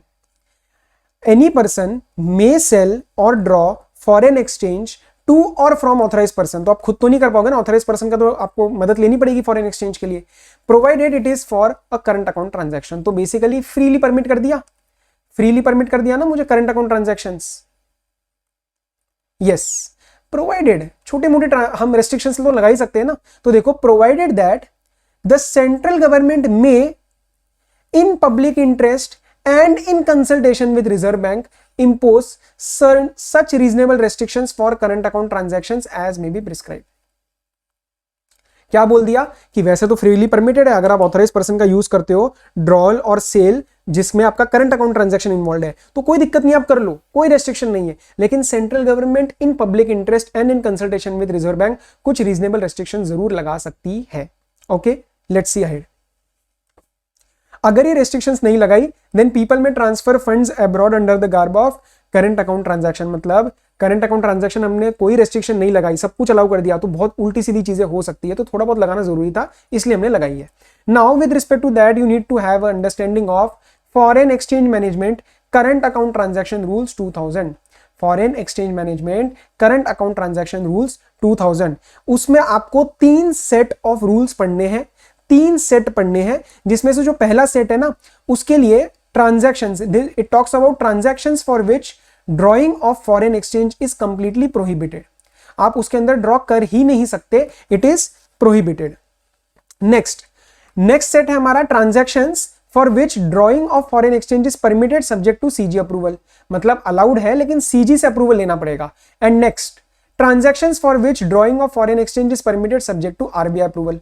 तो परमिटेड है लेकिन आरबीआई अप्रूवल. मेरे साथ रिपीट करो और मैं आपको शेड्यूल नंबर भी बता देता हूं. देखो, फर्स्ट सेट ऑफ ट्रांजैक्शन आता है रूल 3 रेड विथ शेड्यूल 1. तो रूल 3 में 2 ट्रांजैक्शंस बता रखी है और फिर बोल रखा है शेड्यूल 1, तो हम उसको एक साथ ही पढ़ते हैं. रूल 3 प्लस शेड्यूल 1 क्या बताता है? जो ट्रांजैक्शंस हम लिख के देंगे वहां पे आप फॉरेन एक्सचेंज यूज कर ही नहीं सकते सर, बिल्कुल प्रोहिबिटेड है, 100% prohibited, not allowed. Rule 4 plus schedule 2. Rule 4 plus schedule 2 बताता है कुछ ऐसी ट्रांजैक्शंस जिसके लिए हम अलाउ तो कर देंगे लेकिन ना सीजी का अप्रूवल ले लेना, आपको सीजी का अप्रूवल लेना पड़ेगा. और थर्ड मतलब रूल 5 प्लस शेड्यूल 3, वो वाला भी हम आपको अलाउ कर रहे हैं लेकिन उसमें ना आपको आरबीआई का अप्रूवल लेना है. ठीक है, तो rule 3 plus schedule 1 prohibited, rule 4 plus schedule 2 allowed subject to CG approval, rule 5 plus schedule 3 RBI approval.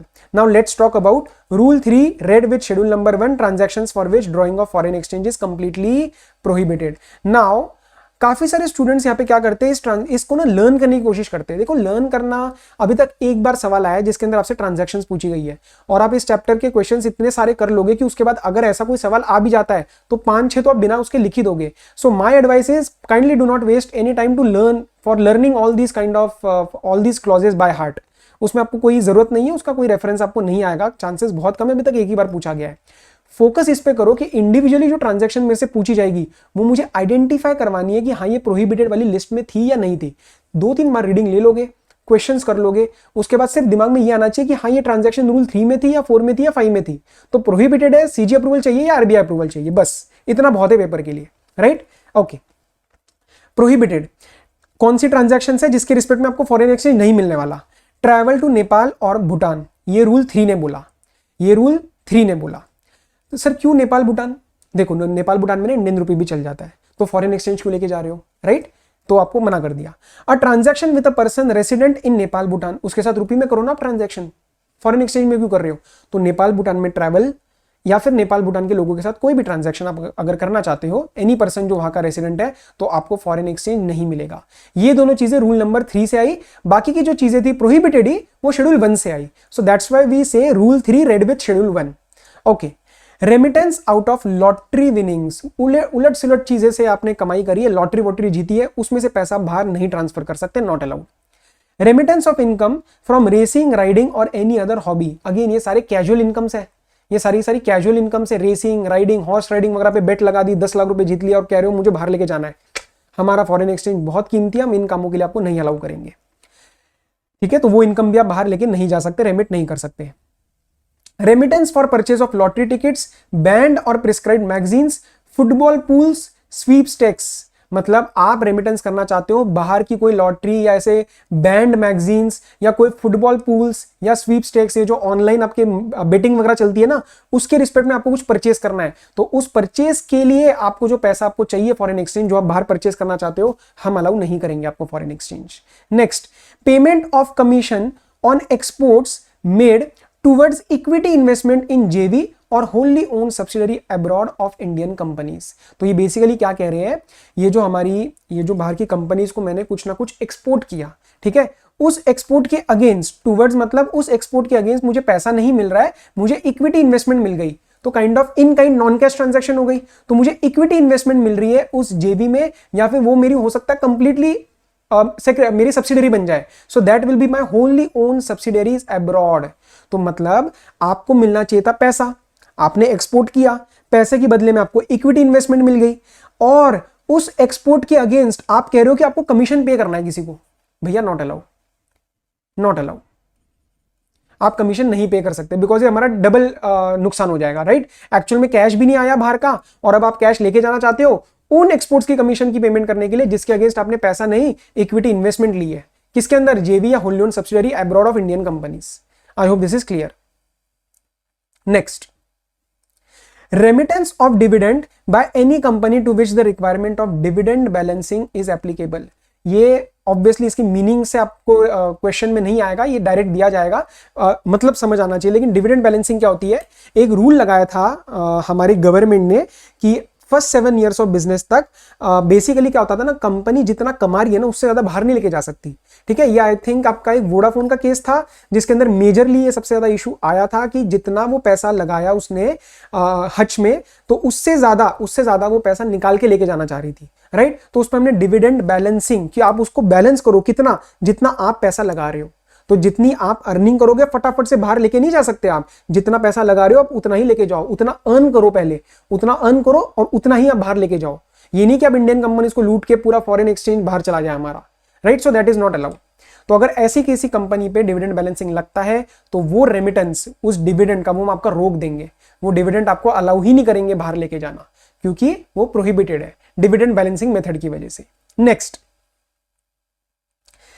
Payment of commission on exports under rupee state credit route. अब ये वाला मैंने आपसे रेगुलेशंस जो हमने करी है, आप जो हम रेगुलेशंस करेंगे एक्सपोर्ट वाली, उसके अंदर भी डिस्कस किया है, मैं यहाँ पे भी फिर से बता देता हूँ। बेसिकली ना ये एक एग्रीमेंट होती है इंडियन गवर्नमेंट का विद सम अदर गवर्नमेंट, जैसे रशिया के साथ ये एग्रीमेंट था।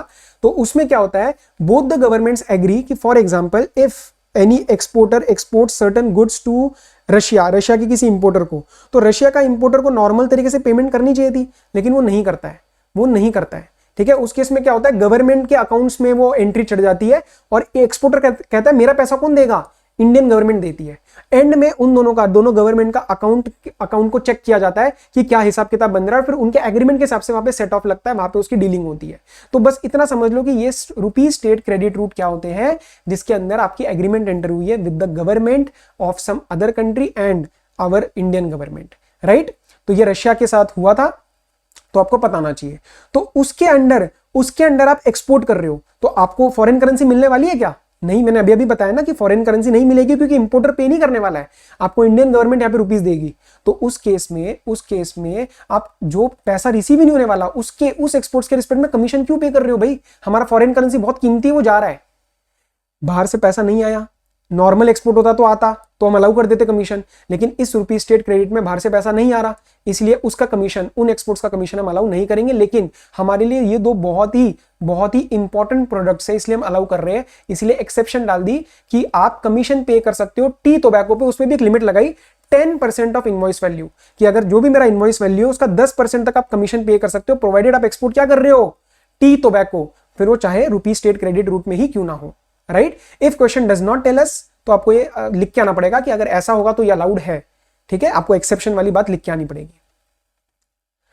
Payment relating to call back services of telephones. Call back services मतलब बेसिकली जब वो टोल फ्री वो नंबर नहीं होते, मतलब एक अलग से 6200 1800 उन नंबर्स के रिस्पेक्ट में एक सर्विस होती है टेलीफोन्स की, जिसके अंदर काइंड ऑफ पेमेंट का जो चार्ज लगता है ना वो कभी कभार रिसीवर को ही लग जाता है, right. So payment relating to call back services of telephone, अगर कोई बंदा उस चीज के लिए पेमेंट दे रहा है, उन कॉल बैक सर्विसेज के लिए पेमेंट दे रहा है, तो वो अलाउड नहीं है, वो बाहर आप उसके लिए रेमिटेंस नहीं लेके जा सकते, ठीक है, नॉट अलाउड।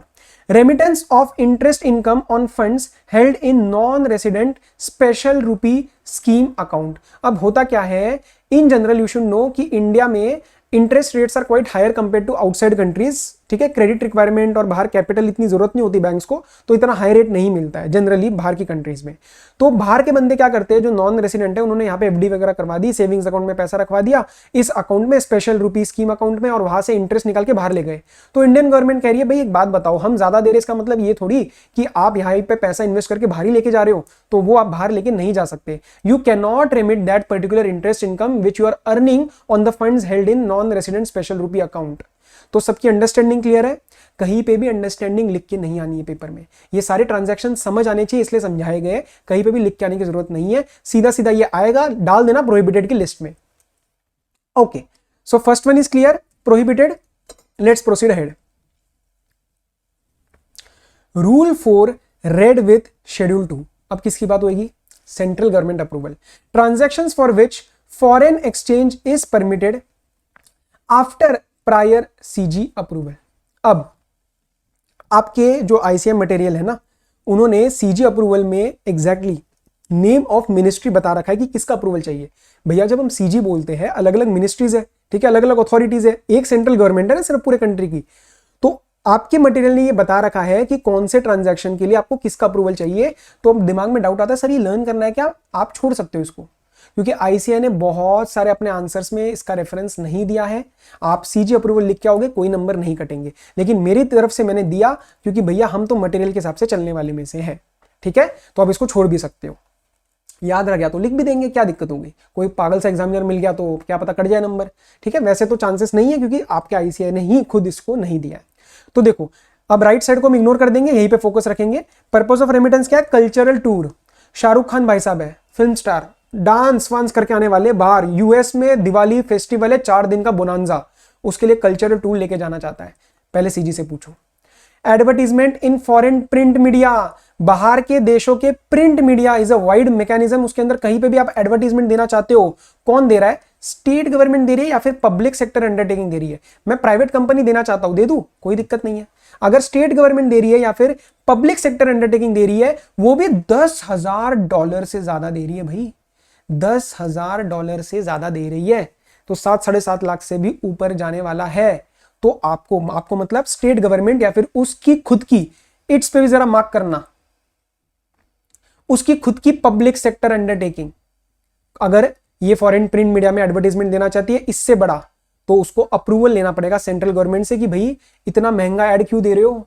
पूछो जरा सेंट्रल गवर्नमेंट से, मिनिस्ट्री ऑफ फाइनेंस से पूछो एक बार, राइट। सेंट्रल गवर्नमेंट को किसी से अप्रूवल नहीं लेनी, क्योंकि सेंट्रल गवर्नमेंट खुद से थोड़ी ना अप्रूवल लेगा, इसीलिए स्टेट गवर्नमेंट, ठीक है। लेकिन सेंट्रल गवर्नमेंट ने बोला, लेकिन आप 3 नेक काम के लिए अगर एडवर्टाइजमेंट दे रहे हो, तो चाहे 10,000 हो, कुछ भी हो, आपको कोई भी रिक्वायरमेंट नहीं है हमसे अप्रूवल लेने की। क्या, कौन से पर्पस है वो? टूरिज्म, फॉरेन इन्वेस्टमेंट से international bidding. So there is no restriction if payment is made for promotion of tourism, foreign investment और इंटरनेशनल बिडिंग, ठीक है।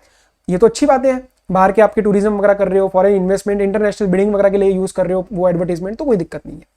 Remittance of freight of vessel which is chartered by a public sector undertaking, तो अगर उसके लिए कोई vessel उसने charter किया हुआ है, उसका फ्रेट अगर देना है तो पहले एक बार सीजी से पूछना पड़ेगा, सरफेस ट्रांसपोर्ट मिनिस्ट्री से। Payment of import through ocean transport bye a government department और अ पब्लिक सेक्टर अंडरटेकिंग, मतलब गवर्नमेंट के लोग हैं, तो पहले दिमाग में ले आना कि अगर मेरी कंपनी है, मैं कुछ ऐसा करवाता हूं payment of import through ocean transport on CIF basis, तो मुझे नहीं पूछना है। तो प्लीज मार्क दिस डाउन कि ये कौन कर रहा है, गवर्नमेंट डिपार्टमेंट और अ public sector undertaking on CIF basis, cost insurance freight. ठीक है, ये कॉस्ट इंश्योरेंस फ्रेट मतलब उसी बंदे ने सारा सब कुछ पे किया, आपको सिर्फ इंडियन पोर्ट पे जाके कलेक्ट करना है सामान, तो आप ये इंश्योरेंस फ्रेट उसका भी खर्चा दे रहे हो। तो भैया इतना ज्यादा खर्चा आप जो कर रहे हो ना, तो एक बार सेंट्रल गवर्नमेंट से पूछ लो। इतना ज्यादा मतलब देखो, that is it is other than FOB और FAS, free on board and free alongside. इसमें क्या होता है बेसिकली, फ्री ऑन बोर्ड मतलब वो वहां पे उस वाले पोर्ट में लाके रख देता है, और वहां पे जो लोडिंग होगी ना उसको लोड करवाना शिप में, उसके बाद उसको यहाँ पे लेके आना, जो फ्रेट का खर्चा है, और उसके बीच में सिक्योरिटी का इंश्योरेंस, ये सारा आप पे करते हो, तो फिर मत पूछना। ठीक है, अदर देन लिखा है। या फिर एफएएस मतलब लोडिंग का खर्चा भी उसने पे किया, लेकिन इंश्योरेंस फ्रेट आपने किया। तो बेसिकली मेन फोकस किस पे मेरा सर, इंश्योरेंस और फ्रेट। इंश्योरेंस और फ्रेट अगर आपको पे करना पड़ रहा है तो आप सीजी से पूछो, और आपको पे करना पड़ रहा है मतलब आप कौन हो, गवर्नमेंट डिपार्टमेंट, कोई भी गवर्नमेंट डिपार्टमेंट या फिर कोई भी पब्लिक सेक्टर अंडरटेकिंग, राइट। तो ये एज इट इज आपको दिया जाएगा, उसमें बस शूट एट साइट किस पे ध्यान देना है, सीआईएफ दिखते ही मुझे सीजी अप्रूवल को शूट कर देना है। Okay, multi modal transport operators making remittance to their agents abroad. Multi modal मतलब एक से ज्यादा मोड जो यूज करते हैं ट्रांसपोर्ट वगैरह के लिए, वो अपने एजेंट्स, बाहर के एजेंट्स के लिए कोई भी रेमिटेंस देना चाहते हैं तो एक बार उनसे पूछना पड़ेगा from the director general of shipping. Okay, remittance of hiring charges of transponder. Transponder क्या होता है, टेक्निकल डिवाइस होता है, उसमें सिग्नल रिसीव करके कोई और सिग्नल दिखाया जाता है। ठीक है, तो ये काइंड ऑफ न्यूज एजेंसीज में यूज किया जाता है। तो उसमें अगर कोई ट्रांसपोंडर हायर किया जा रहा है, एक न्यूज एजेंसी दूसरे न्यूज एजेंसी का कुछ कंटेंट दिखाती है, सिग्नल रिमिट करती है, तो उस केस में ये कहाँ यूज किया जा सकता है, टीवी चैनल्स में या फिर इंटरनेट सर्विस प्रोवाइडर्स में। तो उस केस में भी आपको एक बार सीजी से अप्रूवल लेनी पड़ेगी, remittance of container detention charges exceeding the rates which are prescribed by director general of shipping. देखो, अगर आपका कंटेनर डिटेन हो जाता है, वहां पे स्पेसिफिक रूल्स होते हैं, हर एक पोर्ट के रूल्स होते हैं, तो वहां पे अगर आपका कंटेनर डिटेन हो जाता है तो उसको छुड़वाने के आपको चार्जेस देने पड़ते हैं, क्योंकि कंटेनर उन्होंने डिटेन किया, उसका खर्चा आप दो। तो उसके लिए अगर आपको कोई चार्जेस देने हैं, and if they exceed the rate prescribed by the director general of shipping, उसने एक रेट बता रखा होगा, अगर उससे ऊपर जा रहा है तो आपको सीजी से पूछना पड़ेगा। रेमिटेंस ऑफ प्राइज मनी और sponsorship of sports activity abroad exceeding USD 1 lakh.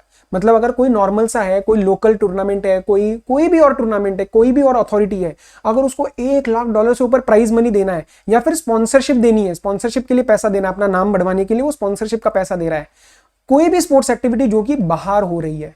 So second point important क्या है, वो स्पोर्ट्स एक्टिविटी बाहर हो रही है, तो उसमें अगर 1 लाख से ऊपर अमाउंट जाने वाला है तो आपको सीजी का अप्रूवल देना पड़ेगा। लेकिन सर बहुत बड़ी बड़ी बॉडीज भी तो होती है ना, तो देखो इंटरनेशनल, नेशनल या फिर स्टेट लेवल की जो स्पोर्ट्स बॉडीज है उसमें देयर इज नो रेस्ट्रिक्शन, अगर ये लोग पेमेंट कर रहे हैं तो चाहे 1 लाख हो, $10 लाख हो, मत लेना सीजी अप्रूवल, राइट। तो $1 लाख से ऊपर बाहर एक्टिविटी है, स्पोर्ट्स एक्टिविटी जो है बाहर हो रही है, जिसके रिस्पेक्ट में आप स्पॉन्सरशिप या फिर प्राइज मनी का पैसा रिमिट करना चाहते हो। लेकिन अगर आप हो इंटरनेशनल, नेशनल या state level body, then you do not have to take any kind of approval, right. Okay sir, remittance for membership of PNI club, protection and indemnity, ये काइंड ऑफ मरीन इंश्योरेंस में use किया जाता है। ठीक है, इसके अलग अलग जगह ऑफिसेस होते हैं, तो इस चीज के लिए इन पीएनआई क्लब की मेंबरशिप अगर आप लेना चाहते हो, उसके लिए पैसा आपको यूज करना है, उसके लिए आपको पैसा ट्रांसफर करना है उस क्लब को, तो आपको जरा हमसे एक बार पूछना पड़ेगा। सीजी के इन नोटिस रहना चाहिए ये इंश्योरेंस डिवीजन में, क्योंकि वही इस चीज को देखता है सारा। Okay, I hope this is clear. Now I am reiterating one point, कहीं पे भी आपको ऐसा नहीं लगना चाहिए सर ये सारा रट्टा मारना है, नो। एक बात बताओ, मैंने आपको पेपर में दिया मल्टी मोडल ट्रांसपोर्टर्स के लिए मुझे 10,000 USD चाहिए, ले सकता हूं या नहीं ले सकता, तो आपके दिमाग में आ जाना चाहिए हाँ सर इसमें आपने ये बताया था, तो सीजी के अप्रूवल लेके ले सकते हो। अगर मैं आपको दे देता हूं कि मुझे कॉलबैक सर्विसेज ऑफ टेलीफोन के लिए पैसा चाहिए, सर हाँ प्रोहिबिटेड था, हो जाएगा। तो आपको कहीं पे भी ये नहीं देखना है कि रट्टा मारना है, नहीं, सिर्फ इतना आइडेंटिफाई दिमाग में हो जाएगा कि ये हमने शेड्यूल नंबर 1 में पढ़ा था रूल 3 के साथ, या 2 में पढ़ा था, या 3 में पढ़ा था। That is only thing which matters in your exam. Okay, now there is no central government approval required, मतलब आपको सीजी की अप्रूवल रिक्वायर्ड नहीं है, एक एक्सेप्शन है फॉर द एंटायर शेड्यूल जो हमने पढ़ा अभी। If payment is made out of resident foreign currency account और exchange earners foreign currency account. तो ये रेसिडेंट फॉरेन अकाउंट क्या होता है, जनरली ये यूएसडी और जीबीपी पाउंड में मेंटेन किया जाता है। It is one of the accounts जो आरबीआई के थ्रू ये रेगुलेटेड होता है। या फिर exchange earners foreign currency account, exporters वगैरह जो बाहर का पैसा बेसिकली फॉरेन एक्सचेंज अर्न करते हैं ना, they can maintain this foreign currency account so that उनके लिए इजी हो बाहर की पेमेंट्स करना। तो इन दोनों अकाउंट्स में से अगर आप पैसा यूज करते हो ना, आपके फंड्स आरएफसी में से जाने वाले हैं या फिर ईईएफसी में से जाने वाले हैं, तो सीजी से भी पूछने की जरूरत नहीं है, करो use. No need to ask CG central government, right, except in EEFC if the remittance is for PNI club. तो मतलब अगर पीएनआई क्लब के आप मेंबरशिप के लिए पैसा ट्रांसफर करना चाहते हो and if you are using it from exchange earners foreign currency account, then आपको सीजी का अप्रूवल रिक्वायर्ड है। लेकिन उसके अंदर अगर आप आरएफसी अकाउंट यूज कर रहे हो तो स्टिल रिक्वायर्ड नहीं है। तो इसमें ध्यान रखना एरो का, ईईएफसी के लिए हमने बोला है। ओके, उसके रिस्पेक्ट में मैंने जो नेम लर्न करने नहीं करने उसमें नोट डाल दिया था। स्टूडेंट्स में note that learning of the ministry name is not required even if you right just the CG approval, it is okay, don't worry. आगे चले, यस सर। अब बात करते हैं sir main rule 5 red with schedule number 3। Rule 5 read with schedule number 3, transactions for which foreign exchange is permitted after prior RBI approval. Sir, quickly, rule 3 schedule number 1 prohibited, rule 4 schedule number 2 CG approval, no need to learn ministry name, और हमारा rule 5 red with schedule 3 RBI approval. RBI approval वाले में, इस वाले में मैं 2 items पढ़ने। Item number 1 क्या बनाया मैंने, इंडिविजुअल। तो देखो, facilities for individual, individuals can avail foreign exchange facility for the following purposes within the limit of USD 2,50,000 only। इस पर्टिकुलर स्कीम को, जिसके अंदर रेसिडेंट, आगे नीचे आने वाला है, रेसिडेंट इंडिविजुअल्स के लिए चीज लगती है जो they can use USD 2,50,000 for the following purposes in one financial year। अप्रैल से मार्च में एक इंडिविजुअल, मेरे घर में 4 जने हैं, तो हम चारों 250 यूज कर सकते हैं अप्रैल टू मार्च के फाइनेंशियल ईयर में। इस पूरे स्कीम को, इस अमाउंट को प्यार से क्या बोला गया है, लिबरलाइज्ड रेमिटेंस स्कीम। पहले इसकी जो लिमिट्स थी ना, अलग अलग दे रखी थी, इस पर्पस के लिए ये, उस पर्पस के लिए, बहुत मुश्किल होता था, ठीक है। लेकिन अब ये एक ही लिमिट दे दी है, 2,50,000 USD, राइट। इसको हम क्या बोलते हैं, लिबरलाइज्ड रेमिटेंस स्कीम। इसको हम क्या बोलते हैं, लिबरलाइज, प्यार से आप बोल सकते हो LRS। Now let's talk about क्या क्या पर्पसेस है। Private visit to any country except Nepal and Bhutan. Sir फिर से यहां पे रोक दिया, हाँ जी, क्योंकि इंडियन रुपी चलता है ना, क्यों लेके जा रहे हो फिर। ओके, तो आपको कोई विजिट करना है तो आप ले जाओ। सर ऊपर भी तो पढ़ा था नेपाल भूटान, वो था ट्रांजैक्शन या फिर ट्रैवल पर्पस, राइट। यहाँ पे आप कोई प्राइवेट विजिट करने जा रहे हो, यहाँ पे आप कोई प्राइवेट विजिट करने जा रहे हो, तो उस केस में अदर देन नेपाल भूटान होना चाहिए। तो मैं यूएस में जाता हूं तो मैं 250 USD लेके जा 250K USD लेके जा सकता हूं। गिफ्ट और डोनेशन, मुझे किसी को गिफ्ट देना है, डोनेशन देना है कहीं पे, ले लो, 250 USD है, 250 lakh USD। Okay, next 2,50,000 USD, sorry. Next, going abroad for employment, आप बाहर एम्प्लॉयमेंट के लिए जा रहे हो, आपको यहां से पैसा लेके जाना है, वहां के बेसिक खर्चे हैं, जो भी है, आप 2,50,000 USD लेके जाओ, कोई दिक्कत नहीं है। एमिग्रेशन क्या होता है, रीलोकेशन। अच्छा सर, ये इमिग्रेशन नहीं है ना, इमिग्रेशन अलग होता है, जो एयरपोर्ट पे चेक होता है ना आपका, इमिग्रेशन फॉर्म भरते हो, स्टैंप लगती है, departed, that is immigration. This is immigration, this is relocation. आप शिफ्ट करने वाले हो, maintenance of close relatives abroad, आपके क्लोज रिलेटिव्स है बाहर, उनकी मेंटेनेंस के लिए खर्चा वर्चा देना चाहते हो, दे दो सर, अच्छी बात है, रिलेटिव्स का मेंटेनेंस कर रहे हो, 2,50,000, कोई दिक्कत नहीं, अप्रूव्ड। स्टडीज अब्रॉड, बाहर पढ़ने जा रहा है बच्चा, very good, 2,50,000 USD allowed. Any other current account transaction, मतलब ये बाद में पढ़ना, पहले ये दोनों पढ़ो।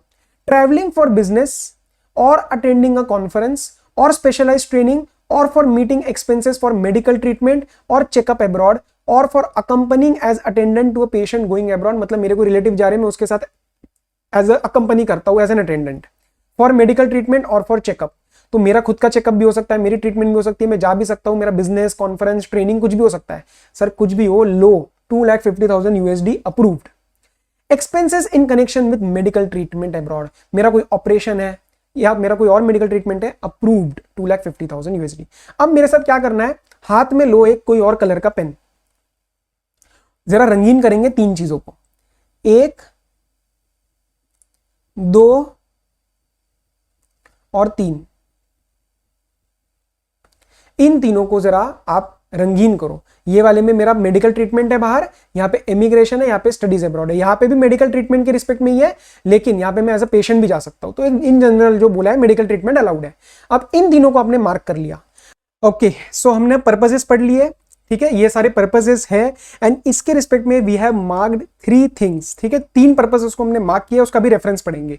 अब इस बच्चे के दिमाग में डाउट है, sir if any additional remittance is required in the excess of the said limit, कि आपने एक लिमिट लगाई USD 2,50,000 की, तो उसके ऊपर अगर जाना हो for the above purpose then it shall require a prior approval of the reserve bank of India. लेकिन एक एक्सेप्शन बताएंगे हम।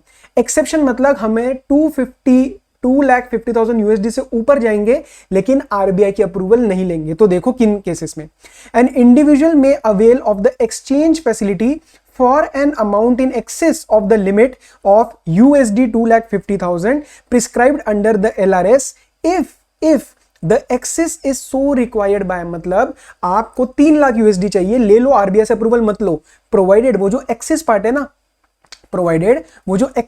ना, वो किसको चाहिए, 3 केसेस में जो हमने ऊपर मार्क करे हैं। मतलब इमिग्रेशन के केस में आपको रीलोकेट होना है, तो उस कंट्री जहां पे आप रीलोकेट हो रहे हो वो कंट्री आपसे पैसा मांग रही है, तो बेशक वो 250 से ऊपर जा रहा हो, कोई दिक्कत नहीं है।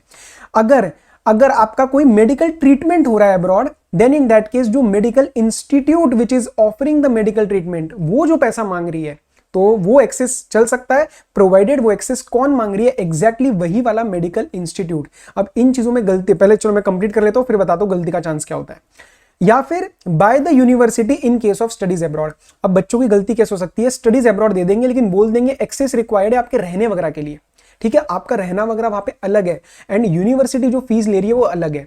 So we need to check whether the excess is required by that particular university और not, or that particular medical institute or not, or that particular country of immigration or not। if studies abroad या फिर medical treatment के respect में इधर उधर के खर्चे हो रहे हैं और फिर एक्सेस जा रहा है, तो वो काम नहीं चलेगा, आपको RBI की अप्रूवल चाहिए होगी, राइट। लेकिन अगर वो स्पेसिफिक इंस्टीट्यूट या वो स्पेसिफिक यूनिवर्सिटी जैसे हार्वर्ड, स्टैनफोर्ड, ये सारे महंगे महंगे इंस्टीट्यूट्स है, यहाँ पे हो सकता है खर्चा जा रहा ऊपर, तो उस केस में you can go without RBI approval. तो ये बाय वर्ड जो है ना भैया, इस चीज का ध्यान रख लेना, यहां पे गलती होने के चांसेस बढ़ जाते हैं।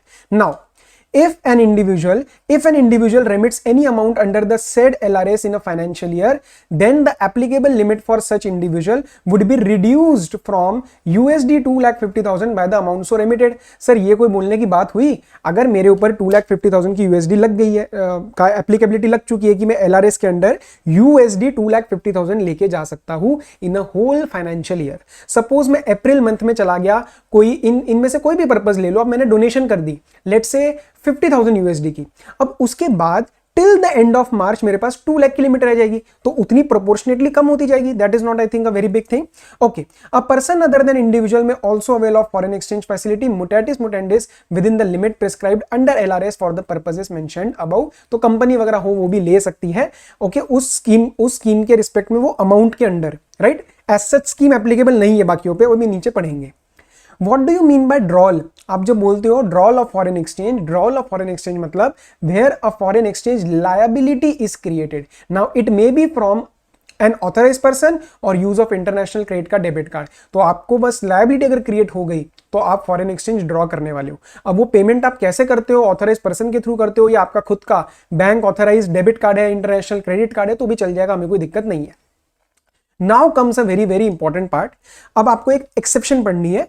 एक एम्प्लॉई है, अब ये एम्प्लॉय मतलब देखो पहले मैंने एम्प्लॉय क्यों लिखा है, ही is a person who is a resident but he is not permanently resident in India. इसका मतलब अभी नीचे पढ़ेंगे, पहले समझो, ही is a resident but he is not a permanent resident in India and he is a citizen of a foreign state other than Pakistan.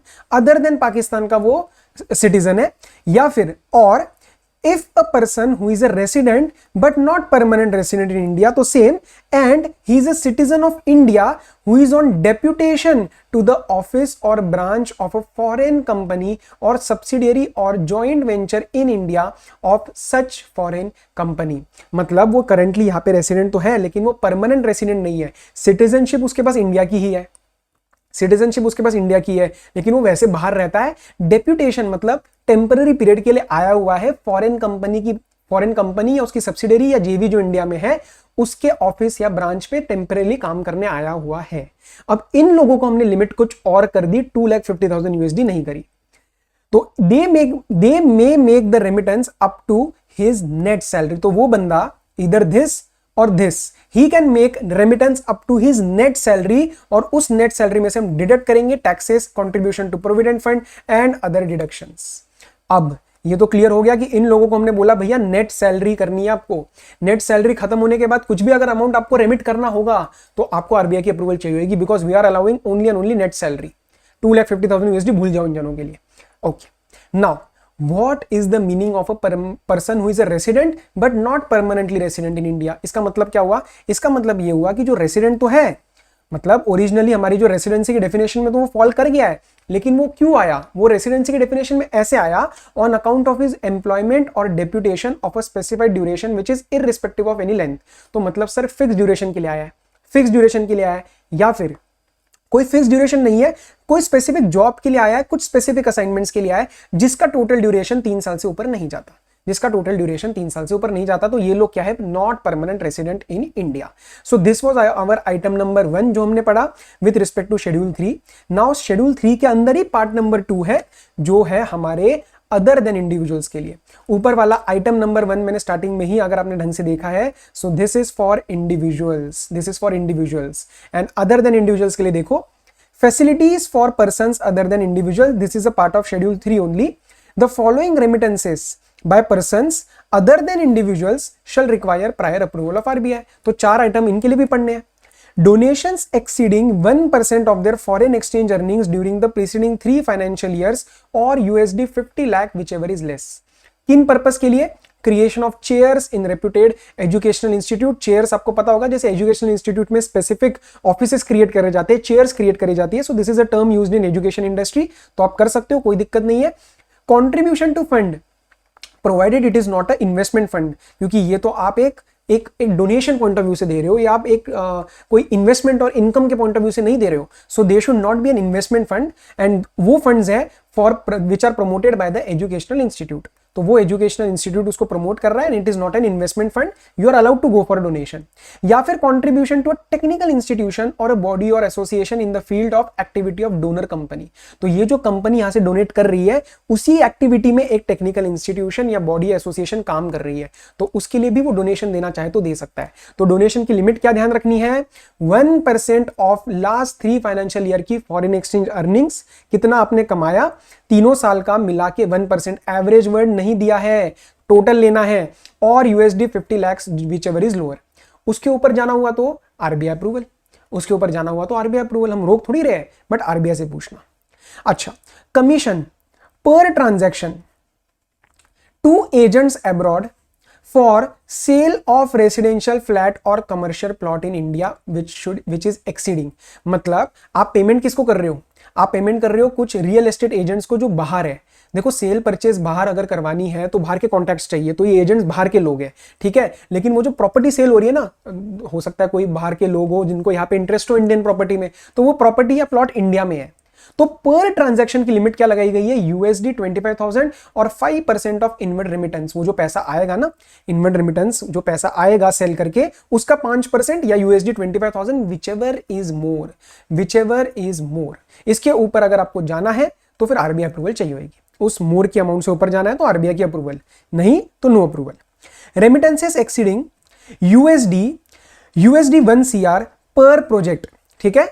तो पर project आपका अगर USD 1 CR से ऊपर जा रहा है for any consultancy in case of infrastructure projects, और अगर इंफ्रास्ट्रक्चर प्रोजेक्ट नहीं है, नॉर्मल कंसल्टेंसी है, तो USD 10 lakhs which is procured from outside India.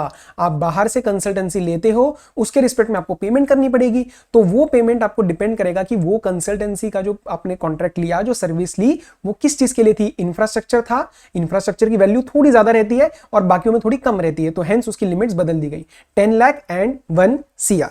Okay, तो 100 लाख कह सकते हो, 10 लाख ऐसे भी लर्न कर सकते हो। Remittances by an entity in India by way of reimbursement of pre incorporation expenses exceeding, मतलब बाहर वालों ने आपकी कंपनी में इनकॉर्पोरेशन वगैरह करी, उसके रिस्पेक्ट में आप रीइंबर्समेंट देना चाहते हो उन जनों को, तो उन जनों को रीइंबर्समेंट दोगे तो उनको तो बाहर के करेंसी में पेमेंट चाहिए। तो आप जब वो रेमिट करोगे, जो आप रेमिट करोगे, क्यों रेमिट कर रहे हो, जो भी खर्चा लगा कंपनी बनाने का इंडिया में, जो भी खर्चा लगा कंपनी बनाने का इंडिया में, उसके प्री इनकॉर्पोरेशन एक्सपेंसेस। तो उसमें अगेन जो इन्वेस्टमेंट लाई गई इंडिया में, कंपनी बनेगी तो कैपिटल वगैरह इन्वेस्ट की जाएगा, तो जो पैसा आया ना, नई कंपनी इंडिया में बनती है, बाहर की कंपनीज इंडिया में आती है तो इन्वेस्टमेंट लेके आती है, तो उसका 5% या फिर USD 1 lakh whichever is higher. अगर वो हायर वाली लिमिट से ऊपर जाना है तो RBI अप्रूवल, नहीं तो no RBI approval required.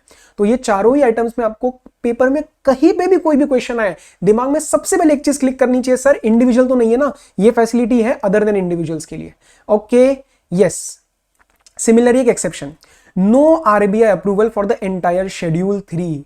Entire schedule मतलब आइटम नंबर 1 इंडिविजुअल वाला भी और ये वाला भी, तो दोनों इसमें इसके अंदर कवर्ड है। If the payment is made out of resident foreign currency account और exchange earners foreign currency account. अब जैसे एक्सचेंज अर्नर्स फॉरेन अकाउंट में हमारा जो रूल नंबर 4 था रेड विथ शेड्यूल 5, उसमें एक एक्सेप्शन थी। एक्सेप्शन मतलब regardless of the fact that EEFC use किया जा रहा था, आपको उसके अंदर अप्रूवल चाहिए थी CG की। कौन सा?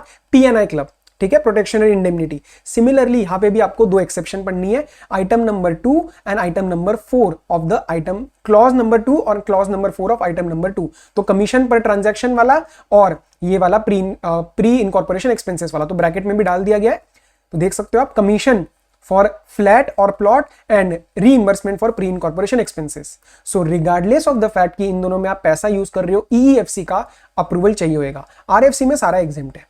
ओके, अच्छा, अगर कोई ट्रांजैक्शन लिस्टेड नहीं है in any of the above 3 schedules, वो आप फ्रीली अंडरटेक कर सकते हो। कोई हमने नहीं बोली तो आप फ्रीली अंडरटेक कर लो, कोई इशू नहीं है। With respect to international credit cards, एक छोटा सा नोट था आपके ICAI के मटेरियल में। If a person is on a visit outside India, no RBI approval is required for any expenses till the credit cards limit. Rule 3 shall obviously continue to apply. Rule 3 तो लगेगा ही, लेकिन बाकी जगह आपको जो schedule 3 में जो RBI की पेमेंट्स है, RBI की अप्रूवल है, वो आपको किसी से कुछ भी लेने की जरूरत नहीं है, प्रोवाइडेड आपका कार्ड लिमिट क्रॉस नहीं हो रहा है। अच्छा, plus this card can be used on internet for any purpose for which foreign exchange can be purchase from an authorised dealer, no separate limit. Rule 3 items are still prohibited. तो simple सी बात है कि आप internet पे आजकल आप purchase करते हो, आप कोई नॉर्मल सा खर्चा करते हो, या फिर आप कोई जैसे कोई सॉफ्टवेयर वगैरह की पेमेंट करते हो, तो $1000 कुछ आ जाता है, तो आप कर सकते हो। just because your card is being used on internet, there are no special limits, ठीक है, कोई स्पेशल लिमिट्स नहीं है, कोई सेपरेट लिमिट नहीं है। नॉर्मल तरीके से वही सारे ट्रांजैक्शंस जो आप ऑथराइज्ड डीलर के थ्रू कर सकते हो, वो आप इसके थ्रू भी कर सकते हो, card on international credit card on internet, right. तो सेक्शन नंबर 6 से हम नेक्स्ट पार्ट में स्टार्ट करेंगे। अब हम करेंगे जरा questions. So current account transactions, authors note मैंने क्या डाला है देखो, we are starting with the questions from the topic of current account transactions while answering the questions related to the current account transactions.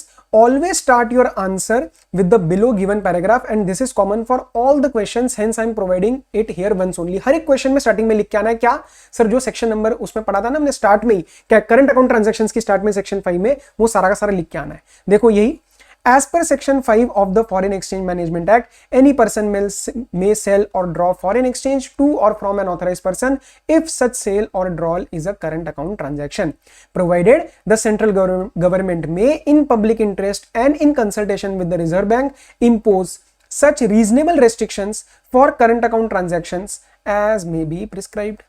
तो यही आपको हर एक जगह लिख के आनी है। उसके आगे एक और line, the central government has made foreign exchange management current account transaction rules 2000, आप आगे लिख सकते हो as amended from time to time, and the rules provide for some restrictions on drawing of foreign exchange for some purpose. In light of these provisions answers are as follows. ठीक है, ये सारा होने के बाद जब आप आंसर लिख दोगे एंड में आपको आंसर के क्या लिखना है, in all the cases where remittance of foreign exchange is allowed to be seen in the question, मतलब आपके क्वेश्चन में अगर वो प्रोहिबिटेड ना हो और फॉरेन एक्सचेंज अलाउड हो तो ही लिख के आना है आपको। देन ईदर बाय जनरल और बाय स्पेसिफिक परमिशन, अगर आपको अलाउ किया गया है, the remitter has to obtain the foreign exchange from an authorised person as defined in section 2C read with section 10। ये भी कवर होना है हमारा सेक्शन 10, सेक्शन 2C कवर हो चुका है of the foreign exchange management act 1999। तो basically मैंने इसमें क्या लिख दिया आपको कि जब क्वेश्चन में आप बोलोगे कि सीजी अप्रूवल हो या आरबीआई अप्रूवल हो, प्रोहिबिटेड में तो बात उठेगी नहीं, तो सीजी अप्रूवल या फिर आरबीआई अप्रूवल में अगर आपको पैसा अलाउ किया जा रहा है तो आपको बस एक चीज एंश्योर करनी है कि आप ऑथराइज पर्सन से ही वो फॉरेन एक्सचेंज को अक्वायर करो, राइट, इधर उधर इलीगल तरीकों से नहीं लेना है। So this is a general point. बहुत सारे स्टूडेंट्स इसको नहीं लिखते हैं, बहुत सारी क्लासेस में इसको नहीं बताया जाता है। स्टिल आई हैव ट्राइड कि मैं आपको वेल स्ट्रक्चर्ड आंसर प्रोवाइड करूं, स्टार्ट में 2 पैराग्राफ, लास्ट में ये पैराग्राफ, डिपेंडिंग इफ अलाउड किया जा रहा है या नहीं किया जा रहा है इस क्वेश्चन में। ओके, अपार्ट फ्रॉम दैट एक और कॉमन पॉइंट समझ लो ताकि आपको क्लियर रहे सारी चीजें। Student should mention in each answer wherever applicable regarding the exemption from the CG और RBI approval when the funds being used are RFC और ईएफसी अकाउंट वाले funds. ICI has mentioned about it in some cases, कहीं की जगह ICI ने use किया है, लेकिन मेरी तरफ से एक एडवाइस है कि in all the applicable cases आपको नोट में लिख के आना है कि if this is by RFC और EFC account wherever applicable, no need of CG और RBI approval as the case में भी।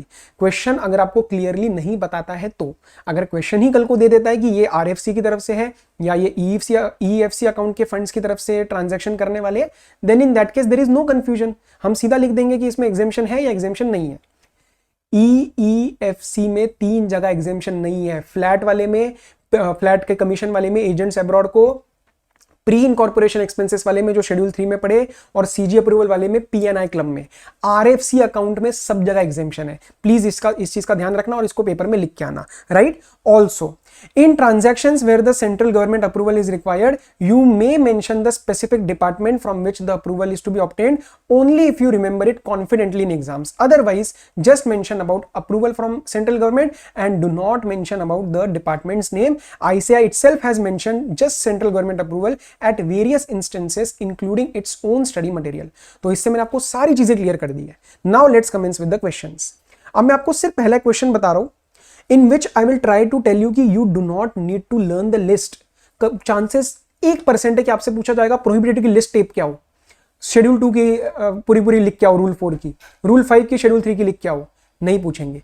कैसे पूछेंगे देखो, मिस्टर साने या mister Sen, an Indian national desires to obtain foreign exchange for the following purpose. Remittance of USD 50,000 out of winnings on a lottery ticket. Sir 2-3 बार अगर read कर लोगे तो दिमाग में क्लिक कर जाएगा, लॉटरी वाला प्रोहिबिटेड है, rule 3 read with schedule number 1 prohibited. USD 1 lakh for sending a cultural troupe on tour of USA. Cultural troupe sir ने एग्जांपल दिया था शाहरुख खान का, क्या बोला था उसके अंदर, सीजी अप्रूवल। एग्जैक्ट मिनिस्ट्री याद है तो लिख देंगे, आगे नोट भी डाल सकते हैं। अगर पैसा यूज किया जा रहा है आरएफसी या ईएफसी तो एग्जेम्प्ट है। USD 50,000 for meeting expenses of his business tour to Europe, again 2,50,000 LRS, ठीक है। बिजनेस टूर वाला कहां पड़ा था, schedule 3, individuals item number 1, item मत लिखना उसके अंदर, आइटम नंबर 1 आपके लिए लिखा है मैंने, शेड्यूल 3 और वो लिखना नॉर्मल। तो देखो इसके अंदर as per rule 5 read with schedule 3 of the current account transaction, short forms आपको यूज नहीं करने पेपर में।